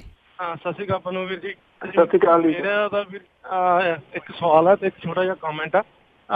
ਸਵਾਲ ਮੇਰਾ ਵੀਰ ਜੀ ਇਹ ਹੈ ਵੀ ਸ੍ਰੀ ਗੁਰੂ ਗੋਬਿੰਦ ਸਿੰਘ ਮਹਾਰਾਜ ਜੀ ਦੇ ਜਨਮ ਦਿਨ ਦੇ ਉੱਤੇ ਪੰਜਾਬ ਦੇ ਲੋਕਾਂ ਦੀ ਕੀ ਪ੍ਰਤੀਕਿਰਿਆ ਜੀ ਸੋਚ ਰਹੇ ਨੇ? ਦੂਜੀ ਗੱਲ ਜੀ, ਜਿਹੜੀ ਆਪਣਾ ਹਰਜਿੰਦਰ ਨੇ ਪਟੀਸ਼ਨ ਫਾਈਲ ਕੀਤੀ ਆ, ਕੀ ਇਹਦਾ ਵਾਕਈ ਹੀ ਜਿਹੜੇ ਪਹਿਲੇ ਹੁਕਮਨਾਮੇ ਨੇ ਜਾਂ ਕੁਛ ਆ ਉਹਨਾਂ ਤੇ ਵੀ ਅਸਰ ਪਊਗਾ, ਜਾਂ ਕੋਈ ਆਪਣੇ ਢਾਹ ਲੱਗੂਗੀ ਸਿੱਖ ਪੰਥ ਨੂੰ ਜਿਹੜਾ ਕਿ ਪ੍ਰਚਾਰ ਕੀਤਾ ਜਾ ਰਿਹਾ? ਦੂਜਾ, ਮੈਂ ਪਾਲ ਬਾਈ ਜੀ ਦੀ ਗੱਲ ਤੇ ਕਮੈਂਟ ਕਰਨਾ ਚਾਹੁੰਦਾ ਵੀ ਉਹ ਕਲਚਰ ਦੀ ਗੱਲ ਕਰ ਰਹੇ ਨੇ, ਕਹਿੰਦੇ ਨੇ, ਤੇ ਜਿਹੜੇ ਆ TV ਸੀਰੀਅਲ ਨੇ ਇਹ ਬਹੁਤ ਵਧੀਆ ਕਲਚਰ ਪ੍ਰਮੋਟ ਕਰੀ ਜਾ ਰਹੇ ਜੀ ਰਾਜਸਥਾਨ ਦਾ, ਉਹਨਾਂ ਤੇ ਵੀ ਜਰਾ ਝਾਤ ਮਾਰ ਲਈ ਜਾਵੇ। ਮੈਂ ਤੁਹਾਡੇ ਆਫ ਦੀ ਏਅਰ ਵਿਚਾਰ ਸੁਣਦੇ। ਥੈਂਕ ਯੂ ਜੀ।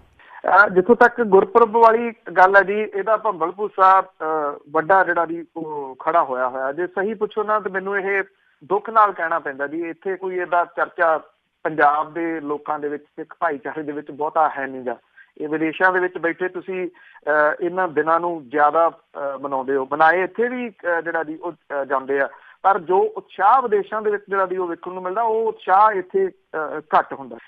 ਜਿਹੜੀ ਗੱਲ ਤੁਸੀਂ ਕੀਤੀ ਹੈ ਜੀ ਅਦਾਲਤ ਦੇ ਵਿੱਚ ਜਿਹੜੇ ਹਰਜਿੰਦਰ ਸਿੰਘ ਦਲਗੀਰ ਹੋਰੀ ਜਿਹੜਾ ਜੀ ਇਹ ਮਾਮਲਾ ਲੈ ਕੇ ਗਏ ਆ, ਸਰ ਇਹਦੇ ਵਿੱਚ ਵੇਖਣ ਵਾਲੀ ਜਿਹੜੀ ਇਹਨਾਂ ਦੀ ਉਹ ਗੱਲ ਇਹ ਆ ਕਿ ਇਹ ਮਾਮਲਾ ਕਿਉਂ ਗਿਆ ਇੱਥੋਂ ਤੱਕ, ਕਿਉਂਕਿ ਇੱਕ ਸਿਆਸੀਕਰਨ ਜਿਹੜਾ ਜੀ ਇਸ ਜਗ੍ਹਾ ਦਾ ਹੋ ਗਿਆ।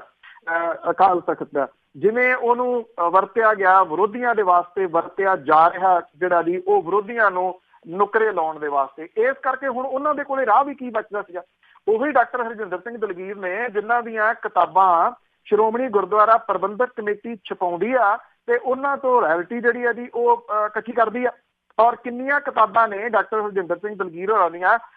ਇੱਕ ਵੱਡਿਓ ਜਿਹੜਾ ਜੀ ਉਸ ਬੰਦੇ ਦੀ ਗੱਲ ਸੁਣੇ ਤੋਂ ਬਿਨਾਂ ਇਹ ਕਹਿ ਦੇਣਾ ਕਿ ਲਓ ਜੀ ਅੱਜ ਤੋਂ ਬਾਅਦ ਇਹ ਕਿਸੇ ਸਟੇਜ ਦੇ ਉੱਤੇ ਬੋਲ ਨਹੀਂ ਸਕਦੇ, ਇਹਨਾਂ ਦੀਆਂ ਸਾਰੀਆਂ ਕਿਤਾਬਾਂ ਦੇ ਉੱਤੇ ਪਾਬੰਦੀ ਜਿਹੜੀ ਹੈ ਜੀ ਉਹ ਲਾ ਦਿੱਤੀ। ਉਹਨਾਂ ਨੇ ਜਿਹੜਾ ਆਧਾਰ ਬਣਾਇਆ ਇਹਨੂੰ, ਉਹ ਜਿਹੜੀ ਸੰਵਿਧਾਨ ਦੀ ਧਾਰਾ 25-26 ਆ ਜਿਹੜੀ, ਉਹਦੇ ਤਹਿਤ ਉਹਨਾਂ ਨੇ ਬਣਾਇਆ ਕਿ ਜਿਹੜੀ ਇਹੋ ਜਿਹੀ ਧਾਰਮਿਕ ਸੰਸਥਾ ਹੈ ਜਿਹੜੀ ਅਕਾਲ ਤਖਤ ਹੈ ਜਿਵੇਂ, ਉਹਦੇ ਉੱਤੇ ਬੈਠਾ ਹੋਇਆ ਉਹਦਾ ਜਿਹੜਾ ਮੁਖੀ ਆ ਉਹਦਾ ਦਾਇਰਾ ਕੀ ਆ, ਕੀ ਉਹ ਧਾਰਮਿਕ ਜਿਹੜੇ ਉਹਦੇ ਆਦੇਸ਼ ਦੇਣੇ ਆ, ਸੰਦੇਸ਼ ਦੇਣੇ ਆ, ਉਹਦੇ ਤੋਂ ਬਾਹਰ ਜਾ ਕੇ ਕੋਈ ਕਾਰਵਾਈ ਕਰ ਸਕਦਾ।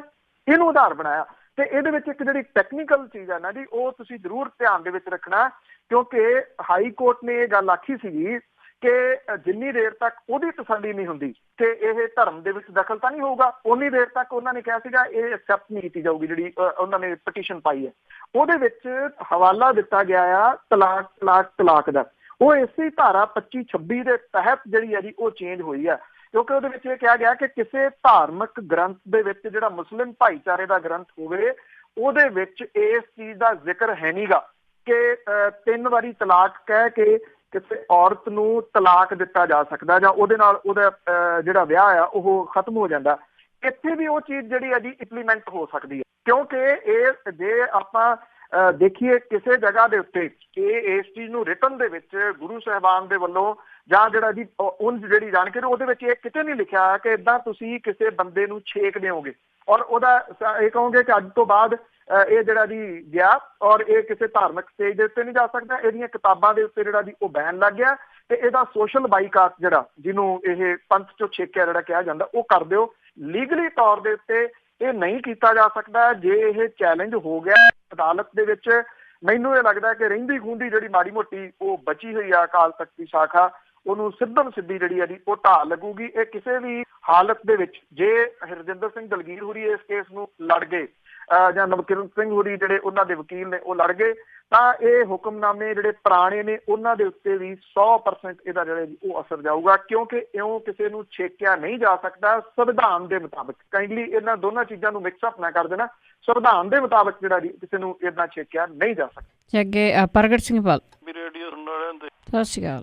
ਮੇਰਾ ਸਵਾਲ ਹੈ ਜੀ, ਸਰਕਾਰੀ ਕਿਤਾਬਾਂ ਅਜੇ ਤੱਕ ਮਿਲੀਆਂ ਕਿ ਨਹੀਂ ਮਿਲੀਆਂ? ਜੇ ਨਹੀਂ ਮਿਲੀਆਂ ਤੇ ਬੱਚੇ ਸੁਖਮਾਜ ਹੀ ਰਹਿਣਗੇ ਸਾਰਾ ਸਾਲ? ਧੰਨਵਾਦ ਤੁਹਾਡਾ ਜੀ। ਥੈਂਕ ਯੂ ਜੀ। ਸਕੂਲਾਂ ਦੇ ਬੰਦ ਹੋ ਰਹੇ ਆ ਜੀ, ਉਹਨਾਂ ਦੀ ਗਿਣਤੀ ਕਿੰਨੀ ਹੁੰਦੀ ਆ ਇਹ ਜਿਹੜਾ ਜੀ ਪਤਾ ਅਜੇ ਲੱਗੂਗਾ। ਤੋ ਇਹ ਕੱਟ ਤੇ ਕੱਟ ਜਿਹੜੇ ਆ ਜੀ ਉਹ ਲਾਏ ਜਾ ਰਹੇ ਆ। ਬਦਕਿਸਮਤੀ ਦੇ ਨਾਲ ਜਿਹੜੇ ਇਹ ਕੱਟ ਹੈ ਇਹ ਐਜੂਕੇਸ਼ਨ ਤੇ ਹੈਲਥ ਦੇ ਉੱਤੇ ਹੀ ਜਿਹੜੇ ਆ ਉਹ ਲੱਗ ਰਹੇ ਆ। ਇਹਨਾਂ ਦਿਨਾਂ 'ਚ ਬੜਾ ਚਰਚਾ ਆ ਇੱਕ ਜਿਹੜਾ ਹਸਪਤਾਲਾਂ ਦੇ, ਮੈਨੂੰ ਵੀ 2-4 ਹੋਣਾ ਪਿਆ। ਮੇਰੇ ਦੋਸਤ ਦੇ ਬ੍ਰਦਰ ਦਾ ਜਿਹੜਾ ਜੀ ਉਹ ਐਕਸੀਡੈਂਟ ਹੋ ਗਿਆ ਸੀਗਾ। ਇੱਕ ਰਾਤ ਇੱਕ ਹਸਪੀਟਲ ਦੇ ਵਿੱਚ ਜਿਹੜਾ ਜੀ ਰੱਖਿਆ ਕਿਉਂਕਿ ਸਰਕਾਰੀ ਹਸਪੀਟਲ 'ਚ ਇਲਾਜ ਹੈ ਨਹੀਂ ਸੀਗਾ। 60,000 ਬਿੱਲ ਰਾਤ ਦਾ ਮਹਿਜ਼ ਇੱਕ ਸਟ੍ਰਕਚਰ ਦੇ ਉੱਤੇ ਜਿਹੜਾ ਜੀ ਉਹ ਪਾਉਣ ਦਾ ਹਸਪੀਟਲ ਨੇ ਜਿਹੜਾ ਉਹ ਲੈ ਲਿਆ। ਇੱਕ ਚਰਚਾ ਦਾ ਵਿਸ਼ਾ ਜਿਹੜਾ ਇਹ ਚੱਲ ਰਿਹਾ ਕਿ ਇੱਕ ਬੱਚੇ ਦੀ ਡੇਂਗੂ ਦੇ ਨਾਲ ਡੈਥ ਹੋ ਗਈ ਤੇ ਪ੍ਰਸਿੱਧ ਜਿਹੜੀ ਚੇਨ ਹੈ ਇੱਥੇ ਫੋਰਟੀਜ਼, ਉਹਨੇ 12 ਲੱਖ ਰੁਪਏ ਦਾ ਬਿੱਲ ਜਿਹੜਾ ਜੀ ਉਸ ਪਰਿਵਾਰ ਨੂੰ ਦਿੱਤਾ। ਹਾਲਾਂਕਿ ਬੱਚਾ ਬਚਾਇਆ ਨਹੀਂ ਜਿਹੜਾ ਜੀ ਉਹ ਜਾ ਸਕਿਆ। ਇਹ ਹਸਪੀਟਲ ਵਾਲੇ ਉਹਦੇ ਕਹਿੰਦੇ ਆ ਉਹ ਨਹੀਂ ਇਹ ਤਾਂ 2 ਮਹੀਨੇ ਪੁਰਾਣੀ ਗੱਲ ਹੈ। ਚਾਹੇ 2 ਮਹੀਨੇ ਪੁਰਾਣੀ ਗੱਲ ਹੋਵੇ ਜੀ, ਫਿਰ ਵੀ ਇਹ ਚਰਚਾ ਦੇ ਵਿੱਚ ਕਿਉਂ ਆ ਜੀ? ਇਸ ਕਰਕੇ ਜਿਹੜੀਆਂ ਇਹ ਲੋੜਾਂ ਨੇ ਆਮ ਲੋਕਾਂ ਦੀਆਂ ਜਿਹੜੀਆਂ ਦੀ ਸਿੱਖਿਆ ਤੇ ਜਿਹੜੀ ਸਿਹਤ, ਇਹਦੇ ਉੱਤੇ ਹੀ ਕੱਟ ਜਿਹੜੇ ਦੀ ਲੱਗ ਰਹੇ, ਇਹਦੇ ਉੱਤੇ ਕੁਹਾੜਾ ਜਿਹੜਾ ਜੀ ਉਹ ਫਿਰ ਰਿਹਾ। ਅਜੇ ਤਾਂ ਰੌਲਾ ਇਸ ਗੱਲ ਦਾ ਬਣਿਆ ਆ ਕਿ ਸਕੂਲ ਰਹਿਣਗੇ ਕਿ ਨਹੀਂ, ਕਿਤਾਬਾਂ ਤਾਂ ਸੈਕੰਡਰੀ ਆ ਜਾਂਦੀਆਂ ਜੀ। ਜੀ ਨਛੱਤਰ ਸਿੰਘ। ਹੈਲੋ, ਸਤਿ ਸ਼੍ਰੀ ਅਕਾਲ ਜੀ ਬੰਨੂ ਸਾਹਿਬ। ਸਤਿ ਸ਼੍ਰੀ ਅਕਾਲ ਜੀ। ਹਾਂਜੀ ਹਾਂਜੀ, ਕੀ ਸਵਾਲ ਜੀ? ਬੰਨੂ ਸਾਹਿਬ, ਮੇਰਾ ਸਵਾਲ ਤਾਂ ਸੀਗਾ ਵਿਧਾਨ ਸਭਾ ਦੇ ਸੈਸ਼ਨ ਦੇ ਬਾਰੇ ਦੇ ਵਿੱਚ ਜਿਹੜਾ ਤੁਸੀਂ ਪਹਿਲਾਂ ਦੱਸ ਦਿੱਤਾ ਵੀ 2 ਦਿਨ ਦਾ ਤਾਂ ਟ੍ਰੇਨਿੰਗ ਹੋ ਗਈ ਤੇ 2 ਦਿਨ ਦਾ ਸੈਸ਼ਨ, ਉਹਦੇ ਵਿੱਚੋਂ 1 ਦਿਨ ਸ਼ਰਧਾਂਜਲੀਆਂ ਤੇ ਨਿਕਲ ਗਿਆ ਤੇ ਇੰਨਾ ਰੌਲਾ ਰੱਪਾ ਪਾ ਕੇ ਅਸੀਂ ਆਪਣੇ ਰਿਪਰੈਜ਼ੈਂਟੇਟਿਵ ਚੁਣਦੇ ਹਾਂ ਕਿ ਉਹਨਾਂ ਨੂੰ ਗੱਲ ਰੱਖਣ ਲਈ ਸਮਾਂ 1 ਦਿਨ ਦਾ ਦਿੱਤਾ ਗਿਆ। ਇਹ ਕੀ ਸਿਆਸਤਬਾਜ਼ੀ ਆ ਰੂਲਿੰਗ ਪਾਰਟੀ ਕਿ ਸਾਡੇ ਕੋਈ ਨੁਕਸ ਨਾ ਕੱਢ ਸਕੇ? ਤੇ ਦੂਜੀ ਇੱਕ ਅੱਜ ਖਬਰ ਮੈਂ ਹੋਰ ਪੜ੍ਹੀ ਆ, ਇੱਕ ਮਾਈਨਿੰਗ ਅਫੀਸਰ ਸੀ, ਟਰੱਕ ਚੈੱਕ ਕਰਦਾ ਸੀ, ਉਹਨੂੰ ਫੜ ਕੇ ਥਾਣੇ ਲੈ ਗਏ, ਉਹਦੀ ਇਨਸਲਟ ਕੀਤੀ, ਉਹਨਾਂ ਦਾ ਡੈਪੂਟੇਸ਼ਨ ਬਣ ਕੇ ਸੈਕਟਰੀ ਮਿਲਿਆ। ਤਾਂ ਕਿਹੋ ਜੀ law and order the situation Punjab ਦੇ ਵਿੱਚ ਹੈਗੀ ਆ ਮੈਂ ਜਾਣਨਾ ਚਾਹੁੰਦਾ। ਬੰਦ ਨਾ ਕਰਿਆ ਭੈਣ ਜੀ। ਥੈਂਕ ਯੂ ਜੀ। ਤੇ ਬਿਲਕੁਲ ਐਕਚੁਅਲੀ ਉਹ ਤਾਂ ਮੈਂ ਤੁਹਾਨੂੰ ਡਿਟੇਲਸ ਦੱਸਿਆ ਹੀ ਆ ਵੀ ਕੀ ਕਹਾਣੀ ਹੈ ਜਿਹੜੀ ਵਿਧਾਨ ਸਭਾ ਦੀ। ਇਹ ਇੱਥੇ ਡਿਸਟ੍ਰਿਕਟ ਪਟਿਆਲਾ ਦਾ ਹੀ ਮਾਮਲਾ ਜੀ। ਇਹ ਟਹਿਲ ਸਿੰਘ ਸੇਖੋਂ ਸੀਗੇ ਮਾਈਨਿੰਗ ਆਫੀਸਰ ਜਿਹੜੇ ਨੇ ਜੀ। ਮਾਫੀਏ ਨੇ ਇਹਨਾਂ ਦੀ ਕੁੱਟਮਾਰ ਜਿਹੜੀ ਸੀ ਉਹ ਕੀਤੀ। ਹੁਣ ਇਹਨਾਂ ਨੇ ਜਿਹੜੇ ਇੱਥੋਂ ਦੇ ਸਾਡੇ IG ਨੇ ਜੀ AS ਰਾਏ, ਉਹਨਾਂ ਦੇ ਕੋਲੇ ਕੱਲ ਆਪਣੀ ਕੰਪਲੇਂਟ ਜਿਹੜੀ ਹੈ ਜੀ ਉਹ ਦਰਜ ਕਰਾਈ ਆ। ਇਹਦੇ ਵਿੱਚ ਪੁਲਿਸ ਦੇ ਜਿਹੜਾ ਰੋਲ ਆ ਜੀ ਉਹ ਸਵਾਲਾਂ ਦੇ ਘੇਰੇ ਦੇ ਵਿੱਚ ਆ ਕਿ ਇਹ ਜਿਹੜਾ ਇਹ ਮਾਈਨਿੰਗ ਆਫੀਸਰ ਸੀਗਾ ਜੀ ਉਹਨੂੰ ਥਾਣੇ ਇਹਨਾਂ ਨੇ ਲਿਜਾ ਕੇ ਉਹਨੂੰ ਜਿਹੜਾ ਬੇਇੱਜ਼ਤ ਕੀਤਾ। ਉਹੀ ਗੱਲ ਫੇਰ ਆ ਗਈ ਜੀ, ਜਿਹੜਾ ਇਹ ਮਾਫੀਆ ਹੈ ਰੇਤ ਮਾਫੀਆ, ਉਹਦੇ ਮਹਿਜ਼ ਚਿਹਰੇ ਜਿਹੜੇ ਆ ਜੀ ਉਹ ਬਦਲ ਜਾਂਦੇ ਆ ਜਦੋਂ ਸਰਕਾਰਾਂ ਬਦਲਦੀਆਂ ਨੇ। ਉਸੇ ਹੀ ਤਰੀਕੇ ਦੇ ਨਾਲ ਜਿਹੜਾ ਉਹ ਚੱਲੀ ਜਾਂਦਾ। ਜੇ ਕੋਈ ਆਫੀਸਰ ਇਹੋ ਜਿਹਾ ਟਹਿਲ ਸਿੰਘ ਹੋਰਾਂ ਵਰਗਾ ਜਿਹੜਾ ਕੁਝ ਕਰਨਾ ਚਾਹੁੰਦਾ ਤੇ ਫਿਰ ਉਹਨੂੰ ਵਿਚਾਰੇ ਨੂੰ ਬੇਇੱਜ਼ਤੀ ਦਾ ਸਾਹਮਣਾ ਕਰਨਾ ਪੈਂਦਾ ਜੀ। ਜੀ ਤੇ ਅੱਗੇ ਸਾਡੇ ਨਾਲ ਜਿਹੜੇ ਨੇ ਸਰਬਜੀਤ ਸੋਹਲ। ਹਾਂਜੀ ਪੰਨੂ ਭਾਈ ਸਤਿ ਸ਼੍ਰੀ ਅਕਾਲ।